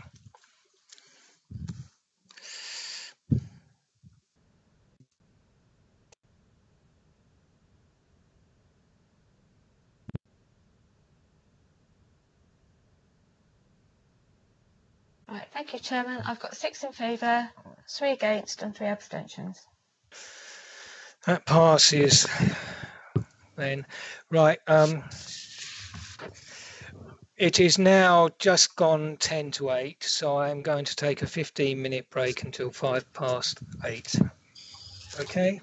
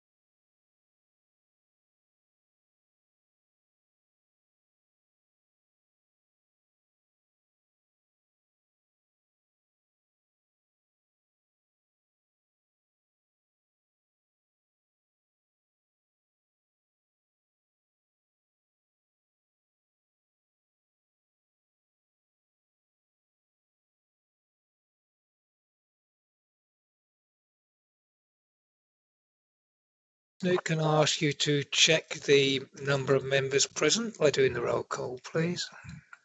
Thank you, Chairman. Councillor Atkinson. Present. Councillor English. Present. Councillor Eves. Present. Councillor Harwood. Present. Councillor Clance. Present. Councillor Mumford. Present. Councillor Parfitt-Reed. Present. Councillor Perry. Present. Councillor Powell. Present. Councillor Spooner. Present. Councillor Vizard. Present. And Councillor Young. Councillor Young. Present. Okay. Sorry. Thank you. Right. Yes, thank you, Chairman. Thank you very much. Then I call upon Ms. Sue Keane, Senior Planning Enforcement Officer, to introduce agenda item 19, River Barn Touchstone Farm, West Farley. Good evening, Chairman. Can you, members, can you hear me? Oh, absolutely, Sue. Okay, I should just share my screen.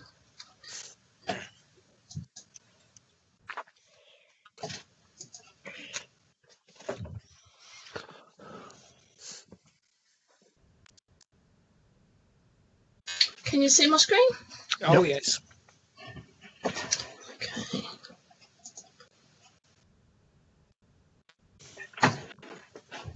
Okay, River Barn Touchstone Farm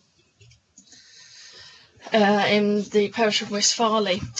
I believe there's a couple of urgent updates. Is everybody aware of those? I believe so. Indicate now if you're not. Everyone seems to be Miss Keane. Yep. Okay. So the development is here. I think it's just highlighted there. To the west of the development are some houses within the farm envelope. And with the River Medway down in the valley here, there's a loop footpath which runs the other side of the river, KM4. It goes up to Teaston, up round by the lock, the bridge, and comes back down through the middle of the farm, through the farm buildings and residential properties, down along past the development itself and across the fields and back down to Waltonbury. I'll give you a very brief overview of the history first, if that's okay. A prior approval application was granted in 2015 for the conversion and change of use of a barn to a single dwelling house, which previously stood on the same similarly sized footprint. During the conversion, bad weather halted works and the frame became unstable and was then removed and rebuilt. This effectively nullified the permission and meant that the development had been undertaken without any permission and represented a breach of planning control. A retrospective planning application was submitted in an attempt to regularise this breach, which was subsequently refused and an appeal dismissed in December 2019. The key issues of the inspector's refusal were the effect of the development upon the character and appearance of the area and the local landscape, and also whether the development was in a suitable location having regard to the accessibility and services and facilities. Following this, the council served an enforcement notice requiring for the building's demolition. Although this enforcement notice has been appealed, a start date for this appeal has not yet been confirmed. As the building is occupied for residential purposes, the applicant has sought to solve matters by trying to address the issues that the planning inspector had highlighted. The officers decided to determine the application on the basis of the changes made to the scheme, accepting that they could have declined to determine the application. The enforcement notice required the building to be demolished.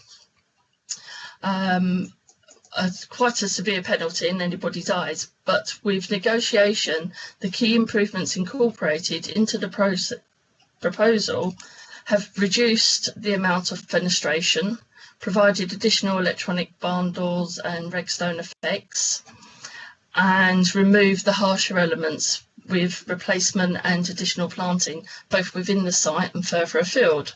So we feel that all the issues have now been addressed. So I'll move on through the presentation. These are a few views from across the river on the other side, taken on Boxing Day. It's a nice sunny day. And this is the footpath KM16 that comes from Teeston, comes down through the farm and through the other residential properties, which here's a few, and carries on up towards the west there where the barn is.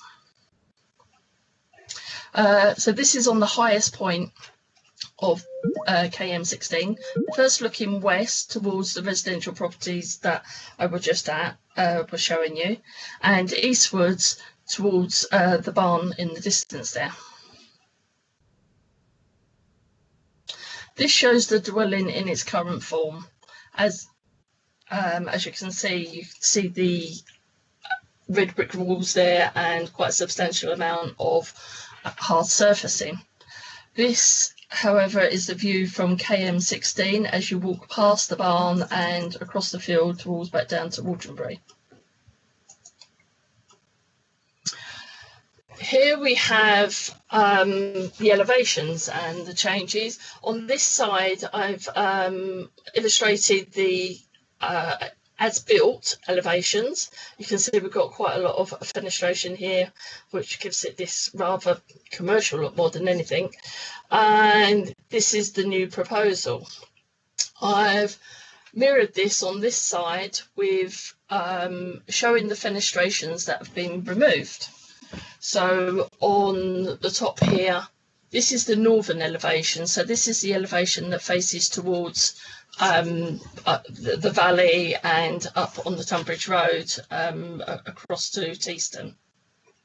So you can see there is 50% reduction on the north side and 25% on the south side, which there aren't any properties, and it climbs upwards behind on the south side. There's none on the western elevation and a reduction on the eastern elevation here. On this is the furthermore the proposed. There's also going to be, along with the reduction of these windows, additional barn doors put on south and north. You can see all the windows which have changed size and shape. So all we're left with is 1, 2, 3 narrow windows here on the northern side. And these barn doors will be electronically operated for darkened hours. Moving on to some more features that have been added to bring some more of the country features in. With these gate posts here are going to be made into Regstone plinths. There's illustrations obviously on the plans, I didn't put those in, and also a Regstone plinth around the whole of the base of the building. I've drawn a red line here, which is approximately the height of that Regstone plinth, of which you can see demonstrated in the plan at the bottom here.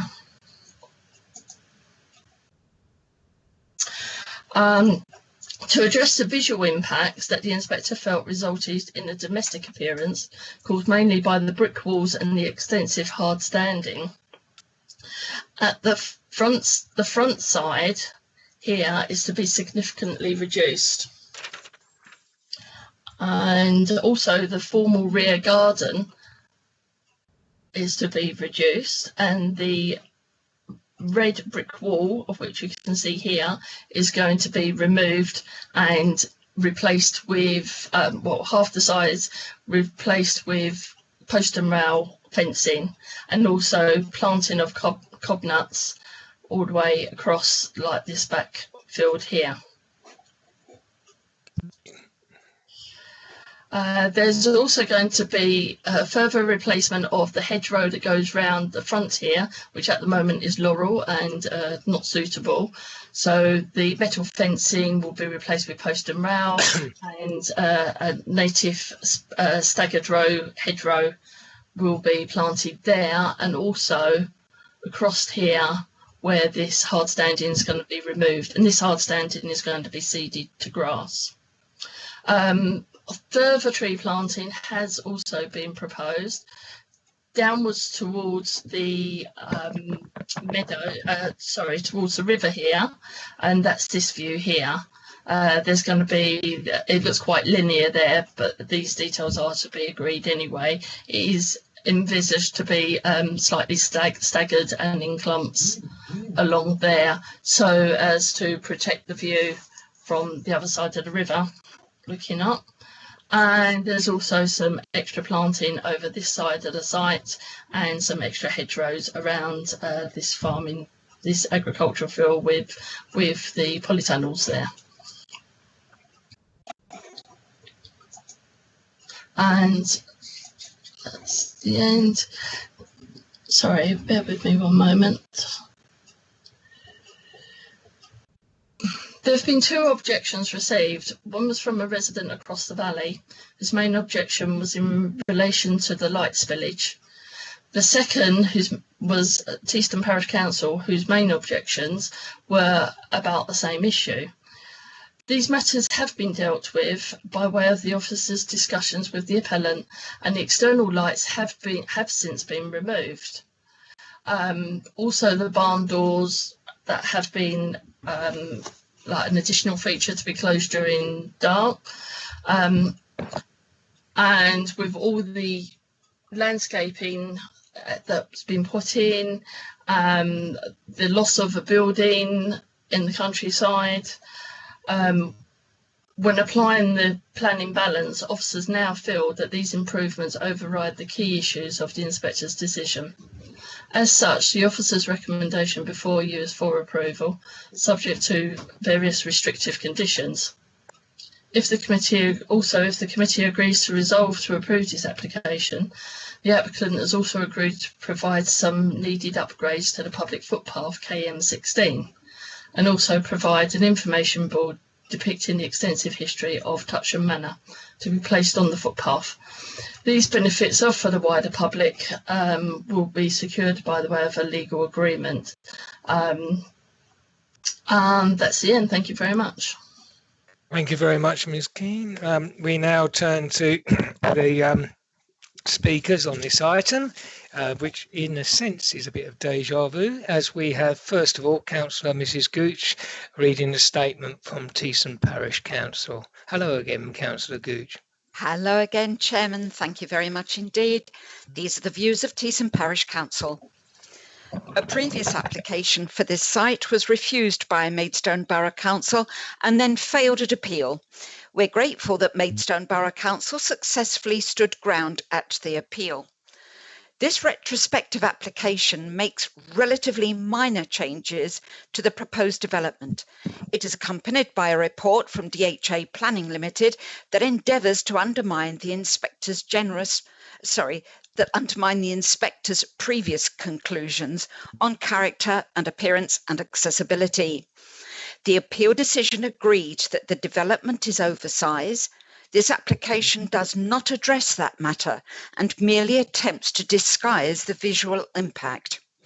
The total area of window panels has reduced by about 25% on the north side, close to 50% on the south, and nothing or almost nothing on other elevations. It looks across the Medway Valley and its window layout is less symmetrical. Changes to the landscape setting make only modest contributions to softening the visual impact of the development. This is not a design that is sympathetic to the local setting. MBC decided to protect its most valued and sensitive landscapes through policy SP17. The appeal decision agreed that the development is oversized and, as it is very visually intrusive, this application clearly breaches that policy. In terms of accessibility, the DHA planning document endeavours to offset the basic fact that car usage will be essential, with proposed shared journeys for accessing food and other shopping being hardly credible.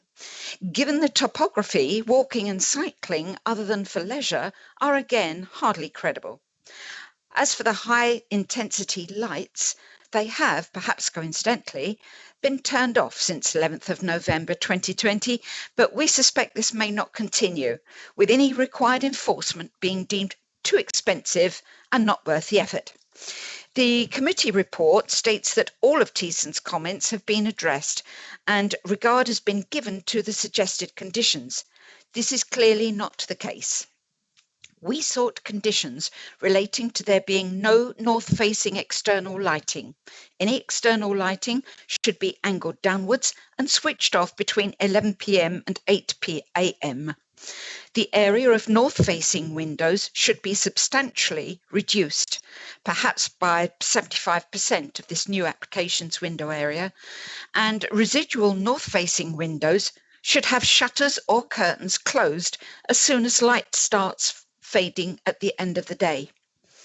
In essence, they have been ignored policy SP17 and has not been respected, nor conditions relating to barn conversions. While there's evidently been expenditure of £500,000 on work to date, the applicant should have been aware of planning risk. Allowing this application would set an unfortunate precedent that could be used by others, ignoring relevant constraints. We ask that this retrospective application be refused if our proposed conditions are not diligently and clearly deployed and then reinforced. Peter Cooling, Chairman. Thank you very much, Councillor Gooch. We now turn to the agent for the applicant, who should have submitted a video. So hopefully that will come up shortly. If you just bear with me, Mr. Chairman, I'm just sharing my screen.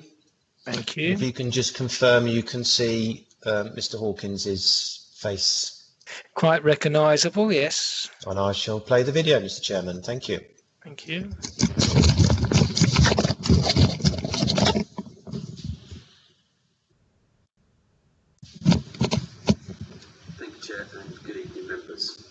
This is an application that's been submitted to the council following on from significant pre-application discussions, both with officers and members. I think the committee report that's been written tells the full story. I think it's a very well written report, and I hope that it's particularly clear to members the sort of the passage of time as to what's taken place. This is certainly a situation whereby I think there's been errors on both sides of the fence, and our client in particular has sought to overcome the problems that have arisen from some of the actions that he's taken, and has been very forthcoming in making the changes that are required to address the particular problems. I think this is an example of where working with the council, and in saying with the council, I mean with officers and members, has brought about genuine benefits, and I think it's one of the better examples of that joined up thinking. The situation that we had would result in the costly public inquiry, and this would seek to remedy that and to ensure that the building that's now in situ is of a particularly high quality that responds positively to what is actually a very attractive landscape. The changes have taken place, including a reduction in fenestration, including of ragstone plinth and additional landscaping, amongst others. I think will bring about genuine benefit to the character and appearance of the locality. We've also submitted a lighting scheme which will demonstrate that there'll be little, if any, harm to the wider landscape through light spill. As I say, the discussions we've had so far with officers and with members as part of the pre-application process were particularly helpful, and I would like to thank them personally for the pragmatism that's been shown, because I think it genuinely has been to benefit of all that we've been able to come to this kind of conclusion and hopefully suitable compromise. So I just hope that members this evening are able to see the work that's taken place and the benefits that have occurred subsequent to the previous decision, and are happy to support this proposal this evening. Thank you for your time.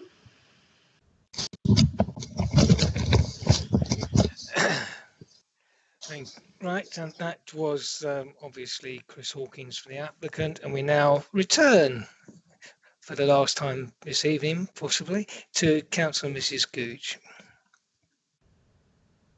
Thank you, Chairman. I'm very grateful that you've allowed me to speak at the last minute, and I believe it will be for the last time this evening.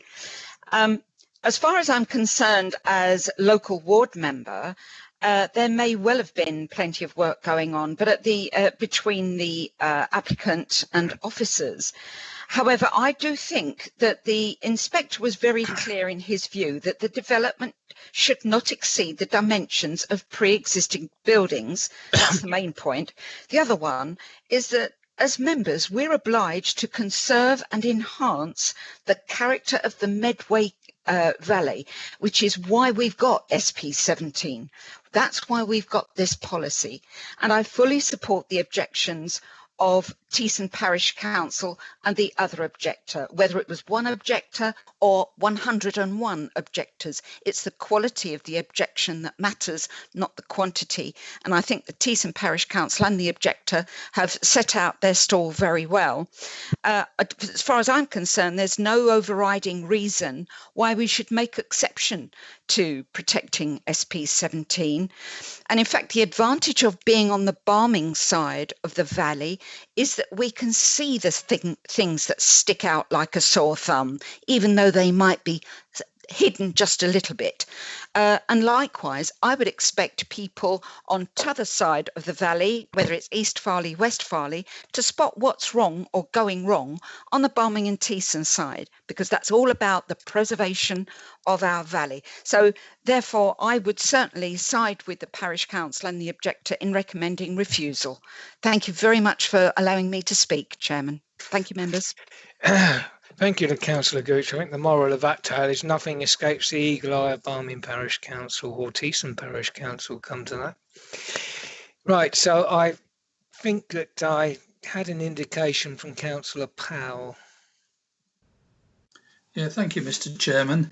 I came to this application. Sorry, Mr. Chairman, I'm actually the ward member for this application. It's in my ward. I'm sorry about that. I thought for a moment you I don't know why, but I didn't pick up that you'd rejoined the meeting after the break. And my apologies, Lottie. Yeah. Thank you, Mr. Chairman. I just want to say that I know this area very well. I've been up there a number of times, and what Councillor Gooch says is very accurate. Anything in that landscape is very exposed, and that property is very exposed. So I do have concerns about the design of the building. I don't think it's particularly sympathetic. I do think it doesn't fit into the setting. I do appreciate the sort of mitigations that have been put in, but I'm still not convinced that they actually do mitigate to an acceptable standard to preserve the beauty of the Medway Valley. The lighting scheme, again, I think, from the other side, from the Barming side, that light is going to blast across that valley. Obviously, I'm quite interested to hear what other members think, but I have to say I do have grave concerns about this application, and I'm not sure that what is being put in front of us is acceptable. And I do think we should be putting weight to what the planning inspector has said, which in relation to the size of the building, which now exceeds what was there in the first place. Thank you. Thank you very much, Councillor. Now I return to Councillor Powell. Sorry about that, Councillor. That's okay, yeah. Yeah, thank you, Mr. Chairman. I must say I came to this application extremely kind of open-minded. and listened very carefully to what Mrs. King had actually kind of mentioned. And the thing that really sprang to mind was the amount of dialogue between the applicant and our local authority, which was refreshing to hear that. It does also appear that the applicant has, if I was to say bent over backwards, he's done considerable things to not only enhance on what happened the first time around, but also the enhancements that would add to, I would say, add to wildlife. And even back to the lights, I was quite interested to listen to the fact that had been dealt with recently. So I'm still extremely kind of minded, but I would also like to maybe listen to one or two others, because I'm minded to vote for it at the moment, but I shall keep an open mind until I've listened to a couple of others. Thank you, Mr. Chairman. Councillor Atkinson, please. Yeah, thank you, Chair. I think this applicant's been very unlucky, actually, because if they hadn't had that storm, the previous structure wouldn't have collapsed and they wouldn't have needed this permission. They could have just gone ahead with the conversion. So I think they've been very unlucky. As I think as Councillor Powell said, we have been in discussions with the applicant, and he's been very accommodating to all the things we've said in our discussions. And also, if you look at para 9.01 of the report, it does include in there the general sustainable principle is that you shouldn't demolish, but you should just, I can't remember exactly what it said, but you must recycle and reuse. So I wouldn't want to see this demolished. I mean, my only slight concern, I suppose, is the fact that that hard standing is going to be seeded to grass, which seems pretty boring when, quite frankly, an area like that could maybe made into a wildflower meadow instead, which would be much more interesting than a load of grass. So perhaps we could include that. In fact, in the whole thing, there's no mention of biodiversity whatsoever. So, this might be an opportunity to include our usual bee bricks and swift bricks and all the rest of it. So, so I would like to see a wildflower meadow, but otherwise I'll be happy to see this go ahead. Thank you. Councillor Harwood and then Councillor Young after that. Councillor Harwood. Thank you, Chairman. Thank you, Chairman. Right, I absolutely agree with Thiessen and Barming as well that this site does stand out, and it is a profoundly urbanising feature, both in long views because of the lighting issues and the fenestration, and also in short views because of the amount of tarmac, because of the gates, because of the just the entire design really of this development. I hear what the officers say in terms of the amelioration of these impacts, but I am very concerned because clearly the applicant wants their planning permission and are doing and saying what they need to do and say to get a favourable hearing. Whether that is sustainable in the long term, so in 10 or 20 months, let alone years, we will still have a development which is trying to fit into that development once permission is given, is another thing. Frankly, I've seen too many sites lit up like Christmas trees. I've seen too many sites have their landscaping ripped out, and when you go to enforcement say, well, it's not a big enough issue to go back on, with nothing we can do about it.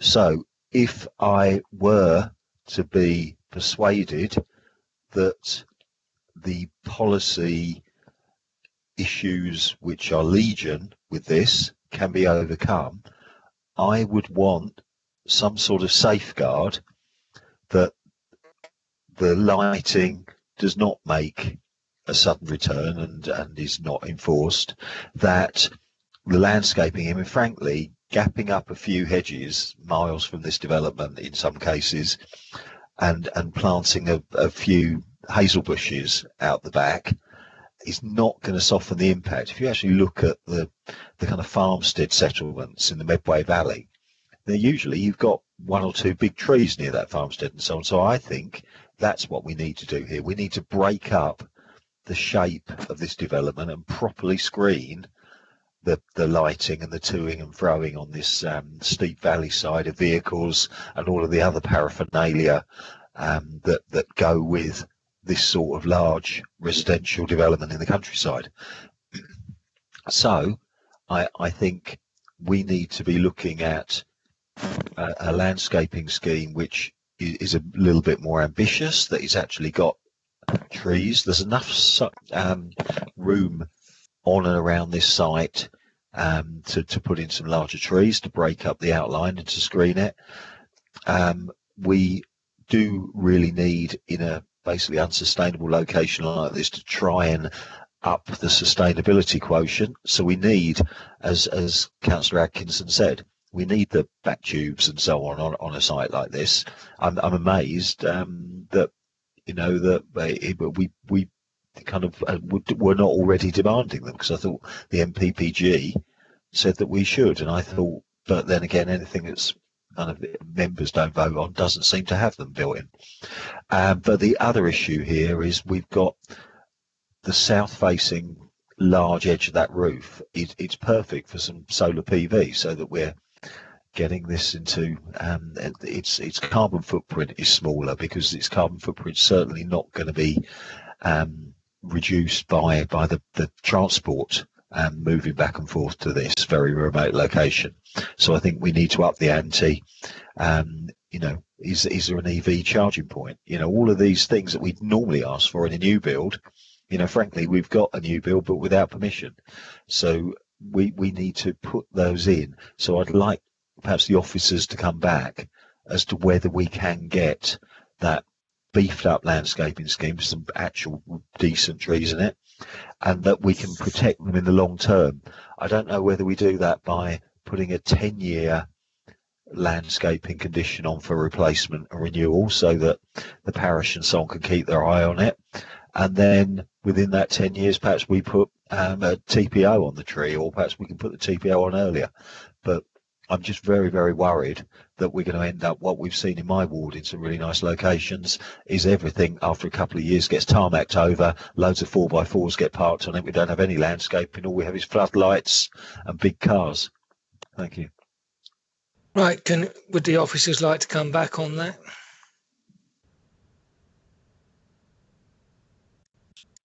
Really?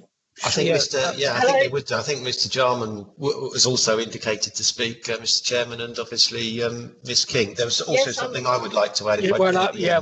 I know they've indicated later, but I'd like to take the officers back now.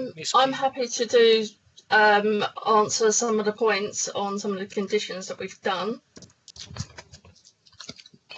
Is that okay, Chair? Please do. Okay. It's been mentioned a lot about the lighting, and said that we haven't addressed the lighting at all.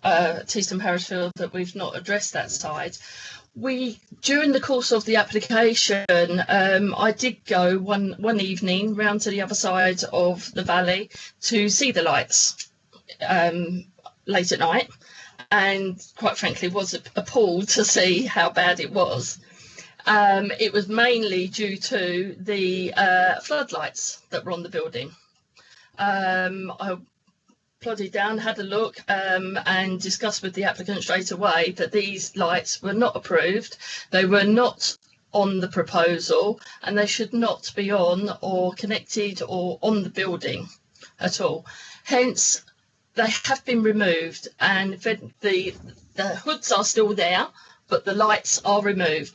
And we do have a condition on condition 2 which says no lighting.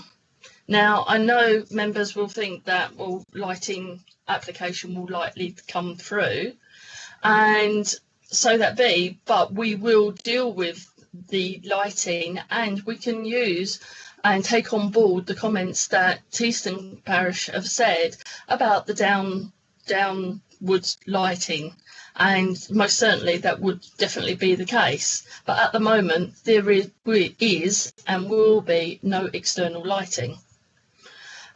Secondly, with the internal light spillage, we have dealt with that as well by these barn doors that are timber barn doors that are going to be erected on both elevations will be electronically electronically working, that will close during darkened hours.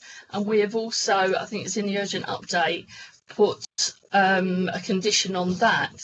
I mean, that could be altered, put a timing in. At the moment, I was advised that it was best to do dusk to dawn. But that is an option that we could, perhaps with delegated powers, put times on those. And as far as the landscaping, certainly, sorry, I didn't catch the councillor who said about the meadow planting. That is an option. I don't know if in condition 3, we've got quite a robust condition here. It's one that's been used quite often, which is what we call a fall away condition. So there are certain things that we are expecting to be done within 1 month. We're expecting details to come in on the landscaping. And in that landscaping, we can discuss the trees, what trees are we could see. I don't mind speaking with various different councillors as to what your ideas are on that and relaying it back to the architects. Also, the meadow planting, all those details are going to be coming in as part of a condition, of which we'll go through in the normal way. Also, with that condition being a fall away condition, if they don't do that within 1 month, then they lose the permission that if you were so to resolve to grant today, they would lose that. After a month, there's a time period of which that has to be approved, and obviously, as it would be down to the council to approve those conditions, we'd make sure that they were done within the 6 months that they're supposed to be done in. Otherwise, they can go to appeal. And again, if it was all refused at appeal, if it got to that point, again, their permission would fall away. Now, with this fall away permission, it means that the enforcement notice that is currently extant would automatically kick in. So we still have the enforcement notice on the site. The appeal will fall away, obviously, if the application is approved, but then we're left with an extant notice. So, and we feel that these conditions, especially condition 3, is robust enough to get the extra work that we need done and put in, and as people councillors are mentioning. And lastly, there is a landscaping condition on there for, I think we're on 5 years, but if that was to move to 10 years, then I'm sure that could be done, altered under delegated powers. Thank you very much, Mr. Jarman. Would you like to come in now? Yeah, thanks, Chairman. Sue has explained the factual position on lighting. Yeah, I agree with Councillor Harwood. I think, given the circumstances, we should insist on a high bar, so to speak, here. As Councillor Atkinson has pointed out in the IM, my understanding was that an EV charging point, rapid charging point, was actually proposed. My understanding as well that there were, don't quote me on this, but there were things like bat boxes. However, picking up on, I do think views across the valley are very, very important here. And this is, I'm not from Maidstone, you guys are, but this was a very historic location.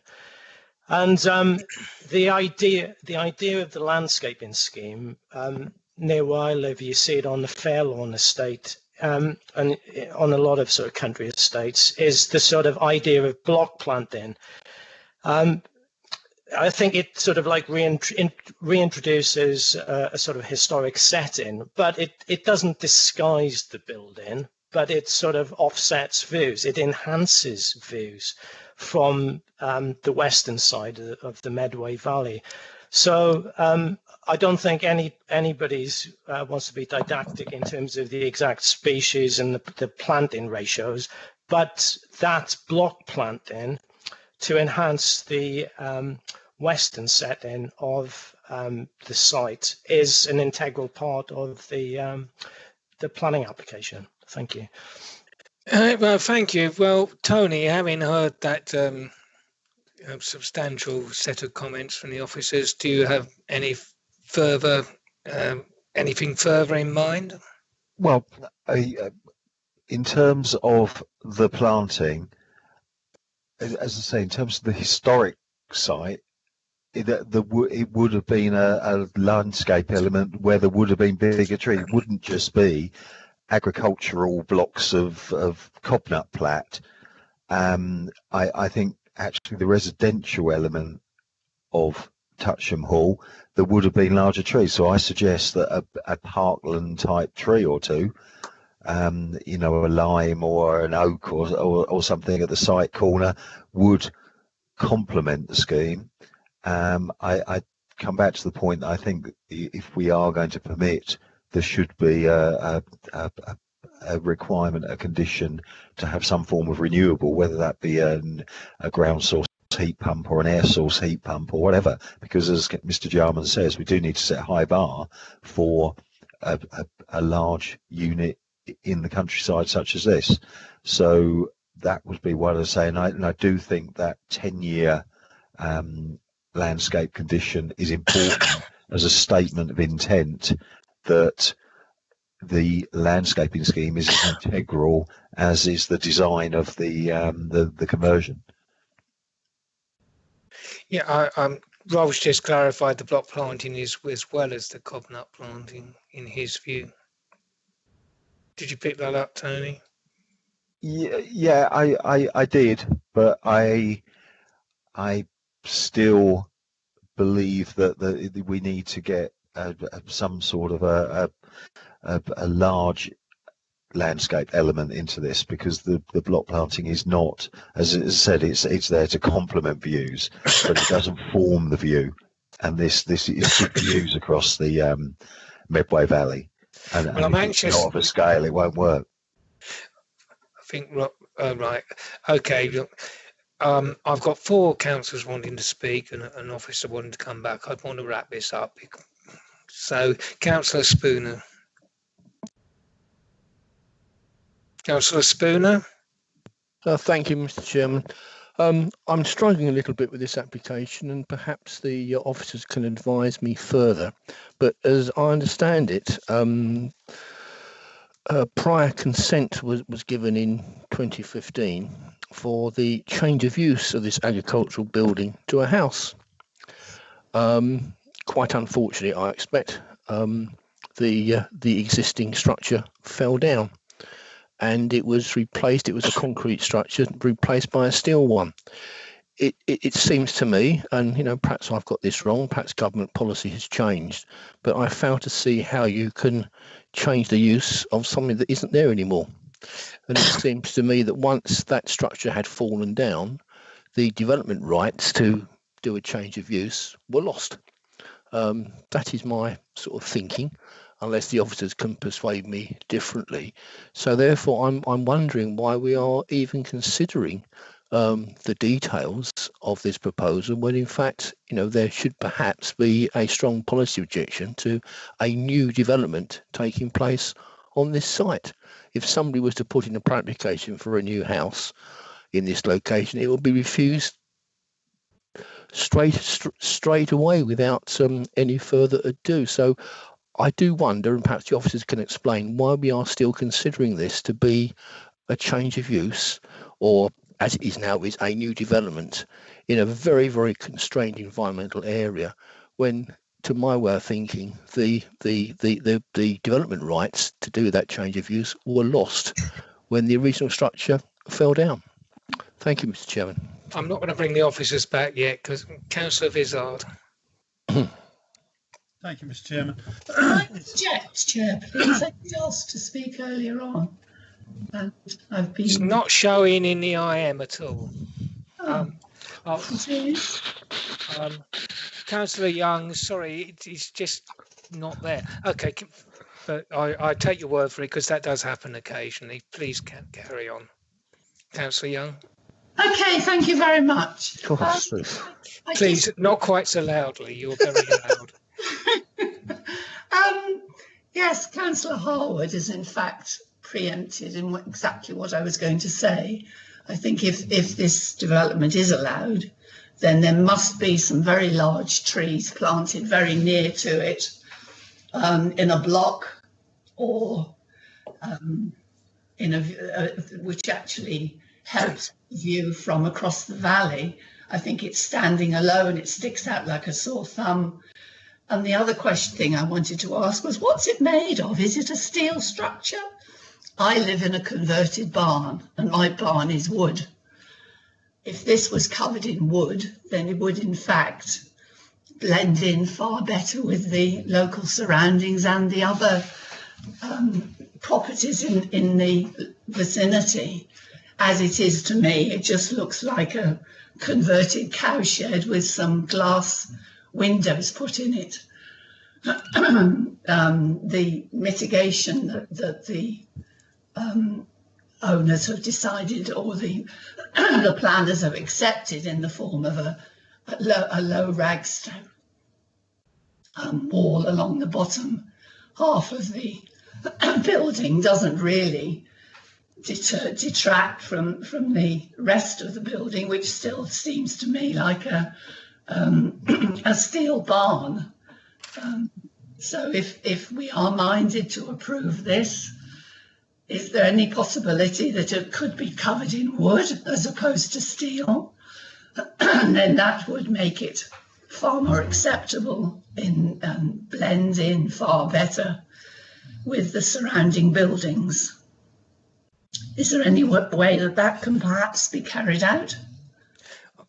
We'll come back to some of these points in a minute. I'll take one more, Councillor, Councillor Vizard. Yes, thank you, Mr. Chairman. I realise a lot of the points that I was going to bring up have been addressed, but if we are minded to grant this, and it's really talking about the barn doors that are electronically operated and the external lights on it, I appreciate the fact they will probably need to have a porch light by the front door, but that's not going to be intrusive across the Medway Valley. But any external lighting, could it not be managed with light sensitive detectors? So as was suggested at dawn, the door's closed and all the external lighting is shut off, and that would only just leave a porch light by the front door. Right, thank you. Did any officers want to come back on this? I really want to move on, because this was taking an inordinate amount of consideration. I'll just take that last one, Chair. The barn doors are going to be closed between dawn and dusk. There's going to be electronic sensors that close them during darkened hours. Thank you very much. Right, Councillor Mumford. Right, having listened to most of that, can you hear me? Yes, I can't hear myself yet. I can hear you. Right, I'd like to propose we approve with a 10-year landscaping approved under a members' works group, a renewables condition, including a condition for EV point, even though it's in a access statement, and all the normal back bricks, etc., that we expect to see under condition. Because of the location of it, I would like to include owl boxes to that, because owls along the river, and they've been displaced by this barn now being occupied.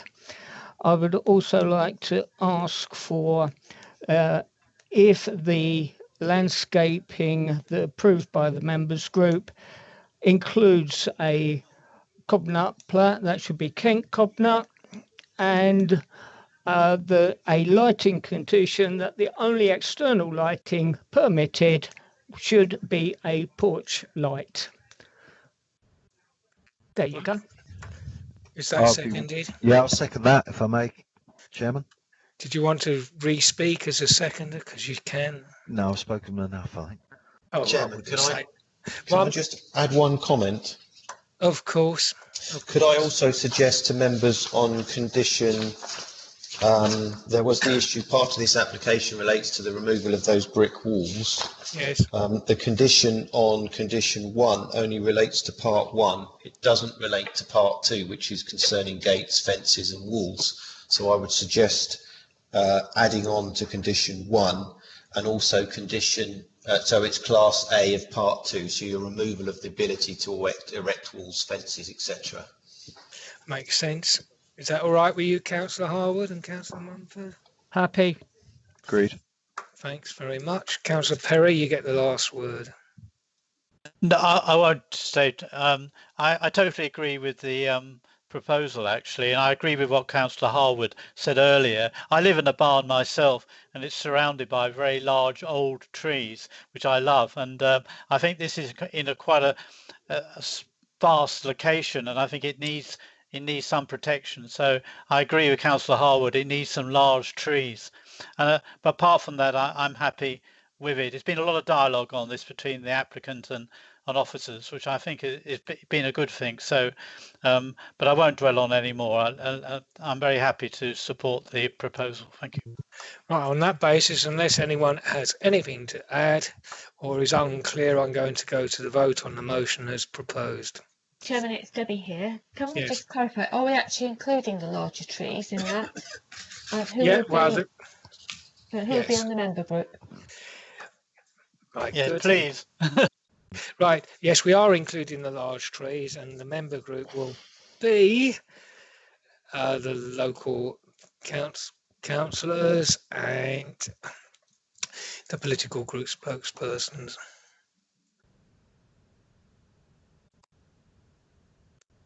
I don't think anyone else needs to be added, do they? If anyone else does need to be added, would you please tell me or the officers now? No, in that case, is everyone clear? We'll go to the vote.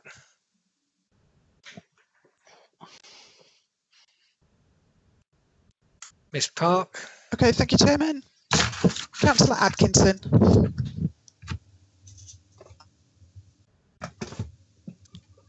Councillor Atkinson, are you with us? Yeah, I said 4, perhaps you didn't hear me. No, I didn't hear. Thank you, Councillor. Councillor English. 4. Councillor Eaves. 4. Councillor Harwood. 4. Councillor Kimmants. Against. Councillor Mumford. 4. Councillor Parfitt-Reed. Against. Councillor Perry. 4. Councillor Powell. 4. Councillor Spooner. Against. Councillor Vizard. 4. And Councillor Young. Against. Thank you, Chairman. Thank you very much. That is probably 4 passed, but can we have the total votes, Miss Smith? Thank you, Chairman. That's 8 in favour and 4 against. Thank you very much. We move on now to the centre of the universe. Oh, blimey. Thank you, Clive. The next application Bearsted is the centre of the universe, not Staplehurst. Oh, no, Staplehurst. The kingdom of Staplehurst. Okay, well, we're in multiverse universe theory then, are we? So anyway, Staplehurst Parish for Three Sons, Parkwood Lane, parallel track, Staplehurst. I turn to the officer to introduce the report. So can I hear from Mr. Bailey, please? You certainly can. Good evening, members. Oh, dear.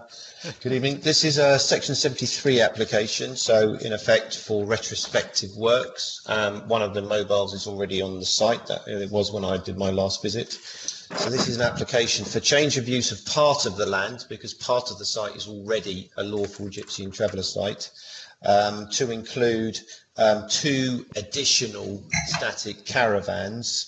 And you'll notice in the description, I have said it, as I said, it's part retrospective, also includes the reorganisation of the whole site layout, and this gives a total of 4 number static caravans, 2 touring caravans, utility stable block, and associated hard standing, and that's what would happen if planning permission is granted tonight. So turning to the application details. So this is the site. Councillor Pelly and certainly members will know this site in detail. We recently had an application down here. Yeah. So this is the former perfect site. What we've got is we've got Parkwood Lane running down here. You've got an existing G&T site here, which is Parkwood Stables, the application site next door, the former Perfect Place site, and another 3 G&T sites here, plus the other G&T sites along here. It has previously been accepted in terms of views from the road through to the site. There's only extremely glimpsed views, and that was establishing through here. There's very limited views looking at the application site here from further around this site, and any views that are seen from the entrance to the site mainly relate to Parkwood Stables and what you can see, this area of land to the front. So moving to a slightly closer view, this is taken in April 2020. So this is the Parkwood Stables site with its paddock area to the front. This is the Perfect Place site, and you can see the existing screening around the site. So the site is pretty well screened as it is now. You've got the ancient woodland to the southern boundary of the site, and the photographs that I'm going to show you will take you on a clockwise direction. So this will be the first static caravan, the second here, and the third here. A couple of points just to point out. When this area was taken, this is the utility, the stable block, that was approved under the previous scheme, but now unfortunately has been moved to within the buffer area. So in April it was here, and it's been subsequently removed here. And the report sets out that obviously that wasn't in the original approval, and it's not set out on the application details for this scheme. Where the change of use relates to is approximately in this position here. So anything to the right hand side of my red laser pen is part of and already has a change of use as a lawful G&T site for 2 pitches and 2 tourers and this stable block. Anything to the left hand side here doesn't have a permission, so that's why it's in relation to part change of use. This is the slight anomaly under the 19 permission that for some bizarre reason, a sub-application that was meant to secure the details of landscaping also included this area here, where actually that never had planning permission. That is already set out in my report, and hopefully that's sort of clear to members. So that gives you kind of a rough layout. It is quite self-contained. The critical factor in this application, to my view, is protection of this buffer area down to the south here, where, as you'll notice in the report, there are some unauthorised buildings within that area. So moving on a clockwise direction, this is the first caravan. This is the second caravan, and you can just see around here, this is where one of the unauthorised buildings is. This is the third caravan. This is another part, that is the stable utility block that does have approval, but not in that location, because that is right within the buffer area of the ancient woodland. It was moved subsequent to the, I don't know when, the applicant's agent, when he did his survey, it wasn't in that position. It was in the position that I've showed you on the aerial, but it has been moved subsequently. And there's quite a lot of hard standing around that area. So members will note, as part of one of the conditions on the application, similarly to the previous scheme, it is a fall away condition that requires the structures that I'm referring to be removed from this area. And then this is just a photograph to show you, excuse me members, apologise. This is this unauthorised building here, and this is a slightly closer view of it in relation to the ancient woodland. So this is within the buffer area. So this is the plan as submitted, showing the details, the layout of the site. I am going to try and zoom in slightly.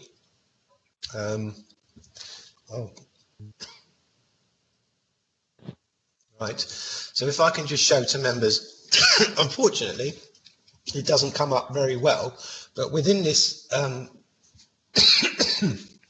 dear, within this buffer area, there are shown to be 2 septic tanks, which are shown here. And you'll notice in my report that I don't consider it acceptable to have septic tanks within a buffer area that's meant to protect the ancient woodland. So the condition that I've also suggested seeks a relocation, not only of the 2 buildings, the one that's positioned here and here, to be removed, but also a relocation for the septic tanks to be taken outside of this area and for proper protection of the ancient woodland. You will notice in your report that I did included the various application details that did show this buffer area being previously protected, and that's on block plans figures 3 and figures 4. So it's always been acknowledged the need to protect the ancient woodland. It's just unfortunately development has strayed within it. So in terms of the principal applications, key issues are set out in 6.01 of the report, and this predominantly relates, the key issues predominantly relate to the applicant's G&T status, the landscape impact, which includes the cumulative impact from nearby lawful G&T sites, the domination impact, and obviously the impacts on ecology. The report accepts the G&T status of the applicant and the intended users of the additional static mobiles. This is the same applicant that was as submitted for the 19 application. These mobiles are required for the applicant's sister, her new boyfriend, and her 5 children, 3 of whom attend a local school. The boyfriend adopts a nomadic existence for work purposes, and therefore the family unit meets the definition as set out in the PPTS. The intended design of the additional caravan is considered acceptable without requiring any additional cladding to reduce its visual prominence. The landscape impacts are considered acceptable due to the site being sandwiched between existing lawful G&T sites and due to the very limited impact on landscape from public vantage points. The cumulative impact is considered acceptable given what I've just said and the existing screening of the site, and the addition of 2 additional static caravans on an existing lawful G&T site will not dominate the nearest settled community or place undue pressure on local infrastructure as set out in the PPTS. However, whilst the proposed plans show no development within the proposed buffer area, as I've said to you in this presentation, on-site observations proved otherwise. The 2 structures that are located within the buffer area are suggested to be relocated by condition 4, which requires the removal of these structures and an alternative location for the septic tanks as I've previously set out. If this condition is not complied with, if members were to grant planning permission, then the permission would fall away within the time periods as set out by the condition, and the site would be reviewed by enforcement for potential subsequent action. So notwithstanding what I've just said, all other matters are considered acceptable, and on the basis of the conditions as suggested, planning permission is recommended to be granted. Thank you, Mr. Chairman. Thank you, Mr. Bailey. We have just the one presentation on this particular application, which is from Staplehurst Parish Council. In 2018, this site was recommended for refusal by Staplehurst Parish Council, and Maidstone Borough Council then proceeded to refuse it for valid planning policy reasons. The site was deemed to cause harm to the landscape and the rural character of the countryside, as the location is in the landscape of local value. The site was against policies SS1, SP17, DM1, DM3, DM15 and DM30 of the local plan and policy PW2 of the Staplehurst Neighbourhood Plan. However, the 2019 application was approved by NBC against the recommendation of Parish Council. One of the conditions set was No more than 4 caravans shall be stationed on the site at any one time, of which no more than 2 shall be a static caravan or mobile home, and no further caravans shall be placed at any time anywhere within the site. To ensure that the visual amenity, character and appearance of the open countryside location, which forms part of the designated low-wheeled landscape of local value, is safeguarded. The Parish Council feel very frustrated that the policies of the local plan and the Staplehurst neighbourhood plan can be overturned within the space of 1 year. This does not make sense and undermines our confidence in the planning system. In its current application, yet more of the site will be occupied by additional buildings and vehicles, along with associated domestic paraphernalia, with yet more hard standing. More development here will add to the serious issues of flooding in this area of the Low Weald. This site is also close to the protected ancient woodland and is in the Low Weald landscape of local value, which should be conserved and enhanced.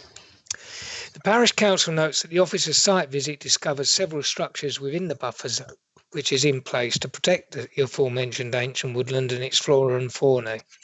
This is of real concern and needs to be sorted out quickly before any more harm is done. Adequate sewerage provision is also a great concern. This whole area has now been urbanised and there seems to be no way to stop the continued expansion or subdivision of the Maplehurst site. If you approve this application, it will give a green light to other sites that permission will be given for even further subdivision. What a mockery of this area being classified as a landscape of local value. The Low Weald is fast disappearing with grave consequences for the local ecology and biodiversity. The application remains against policies SS1, SP17, DM1, DM3, DM15 and DM30 of the NBC local plan and PW2 of the Staplehurst neighbourhood plan. Therefore, we ask you to refuse this application. Staplehurst Parish Council, and doubtless, almost seamlessly, I will seg you to Councillor Perry and ask him for his comments. Thank you, Chairman. I don't know where to start really on this. What I will beginning. Well, I'm going to start at the beginning. That will bore you all to tears. I totally agree. The Staplehurst neighbourhood, the Staplehurst Parish Council statement is very good. And it really covers all the key points. But I'd just like to emphasise a few points, because I think the whole issue with this site, and if you go to appendix, I think it's an appendix with the report, which shows the whole site. And if you can imagine that just over about 12 years ago, there was nothing on this site at all, you can see what the cumulative effect has actually been. And this is something the Parish Council particularly highlights. Now, the report, of course, says, well, an extra 2 pitches will make no real difference to the cumulative effect. But that is the problem, because what happens is, bit by bit, this grows, and I don't know where it will stop if it's continually allowed to go on in this way. And it is interesting, isn't it, that as the Parish Council quite rightly say, the policies which they highlight, particularly, and I would say DM1 and DM3, and I'll come back to those, and PW2 of the neighbourhood plan, they were considered key points 2 years ago, and now they're just being dismissed as if they're not relevant anymore. And I think this is what I don't really understand, that we have supposedly clear policies in our local plan and I would say in our neighbourhood plan, and yet they don't seem to count for anything. And this is, as the Parish Council quite rightly say, a designated area, a landscape of local value. It should mean something, but it doesn't seem to mean something anymore, because it just gets overridden. And we've seen this time and time again in this particular area, and I would say in other areas in the Low Weald, not in my ward, but in other wards, exactly the same is happening. We're paying a very bad price for it. Now, let me come back to one particular issue, which is PW2 of our neighbourhood plan, which basically says we shouldn't be building outside the village envelope, but it has to meet very specific criteria. And I recall, and I think Mr. Bailey will remember this, that a few years ago now we had an application in for some a semi-detached house on our cricket ground, by our cricket ground, which was refused, wanted to be refused by Maidstone Borough Council. Of course, it was outside our village envelope, about 200 metres, I would say. Now this, it seems to be perfectly okay. You can build it miles outside, but it's acceptable. Now, I get that it's a G&T site, but it should be fair. It should be the same criteria applied to both people who live in our village and G&T, and it's not. It seems to be a bias towards one particular segment, and that is unfair, and it's unfair on the people who live in our ward. So, and finally, I would make one point. How does this enhance the landscape, local value? How does it? DM1 and DM3 is meant to enhance a local area, and I can't see this enhancing anything. And so it clearly contravenes DM1 and DM3, and I said it contravenes most of the other policies that have been outlined in the parish council's presentation. So words fail me a little bit, and how these keep slipping through, and we've turned a site that was an open site into now basically a Gypsy and Traveller site. And I accept we need pitches, but we've more than met our pitch. Now we need to meet the requirement, the target requirements, but we're now over the top on that. So there's no actual. We're not forced to accept this. I'll leave it there. But as I say, I think it's I cannot support this. I just cannot. Thank you. Just observe that just as with housing in the settled community, the fact that we have sufficient allocation does not mean that you don't look at a particular planning application, whether it's a GLT one. No, I accept that, or a settled. What I would say is that the issue here is that does appear. You've raised questions of consistency and the effect on the landscape. So, would the officer like to come back on those points? As I don't see any other member. Oh, I now see another member wishing to indicate. But Mr. Bailey, did you have any immediate response to Councillor Perry? On the thank you, Mr. Chairman. In terms of where Councillor Perry is correct, SP17. Now you do refer to DM1 and the other. SP17 in the LLVs does require an application to conserve and enhance. You did refer to enhance, but there is a requirement of conserve as well, conserve and enhance. And you could quite clearly say, because the justification on this site, it is an existing, or majority of the site is an existing lawful G&T site. So from this line on your screen here, over here, is a lawful G&T site. It just happens to be that this bit has never had a permission granted for it. That came up as we went through the application. But when you're sandwiched between a lawful site to the east and a lawful site to the west, you then have to consider, okay, what additional harm is that going to raise by that going? And you've already had it accepted that the 19 permission accepted the impacts on the countryside and the LLV as being acceptable. I would also sort of add, in terms of that context, where consistency is, in terms of the policy, we obviously have to go to DM15, and we then go to the preamble to the policy. And the policy in the preamble 6.72 says, and I'll just read, frequently, because of land availability, more rural sites are proposed, and that's under the policy context of DM15. So it is acknowledged and accepted that rural sites are generally the sites that are going to come forward.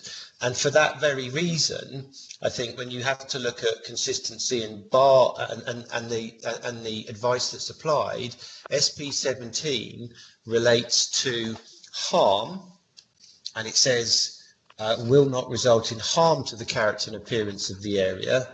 DM15 applies a higher bar, because DM15 says, and I quote 1(2), the development will not result in significant harm to the landscape and rural character. So by its own indication, it is a permissive policy, but it accepts that caravans to a degree cause harm in the landscape, and that's why it elevates the level of harm in the DM15 policy criteria. So unfortunately there is a different assessment, because you have to demonstrate that if you refuse under DM15 that it results in significant landscape harm.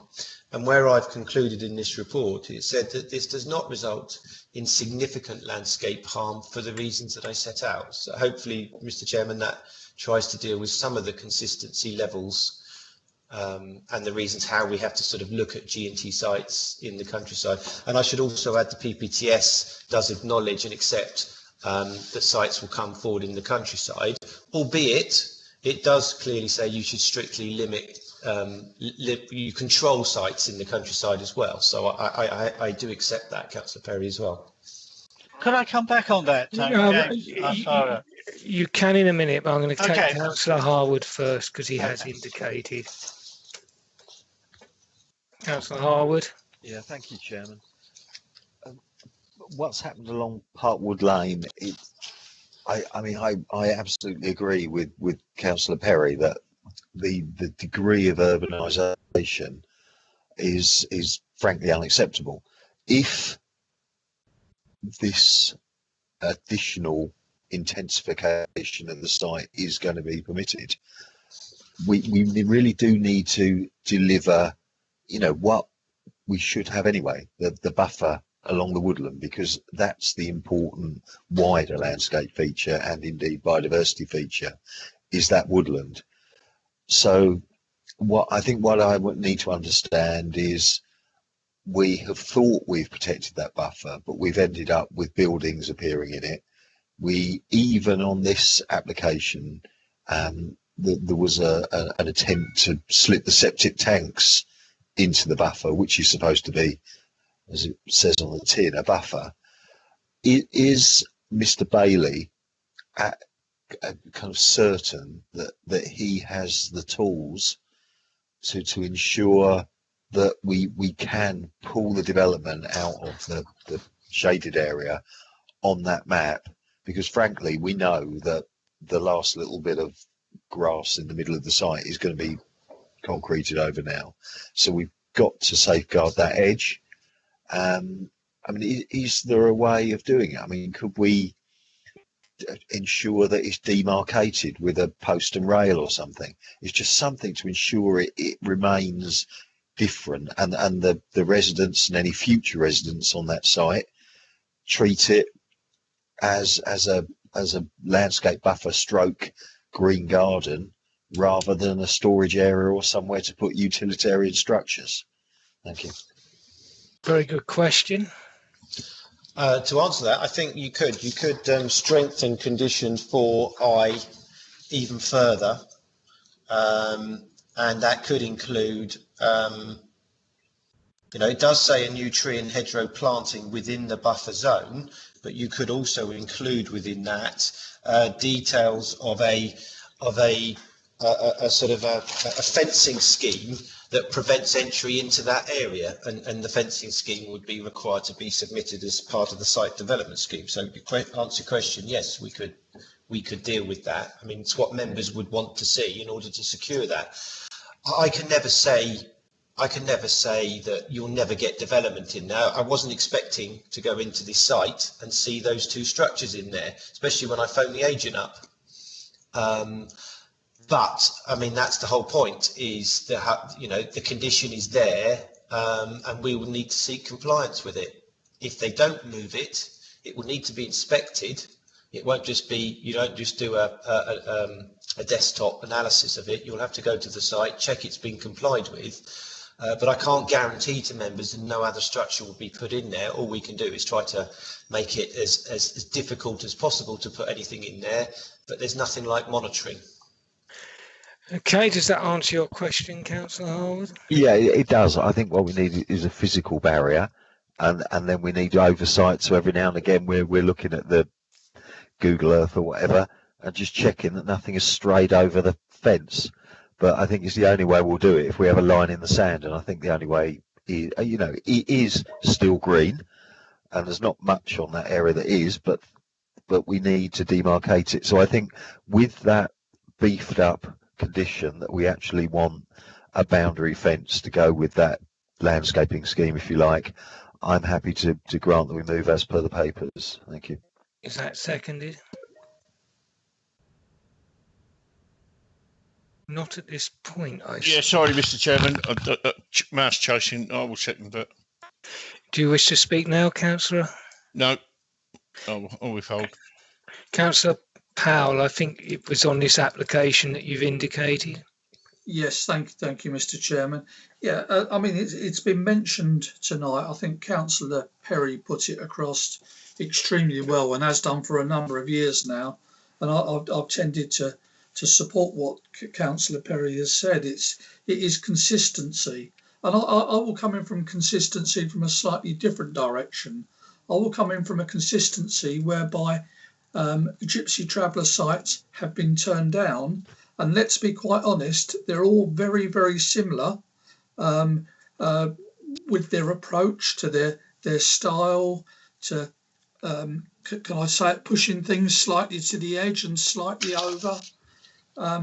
And all the time that they are allowed to get away with it, they will continue to do so.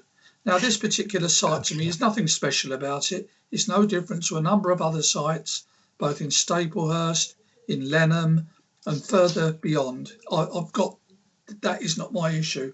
My issue is that we either start having a policy whereby you're going to start granting all of them exactly the same, or you don't do anything at all.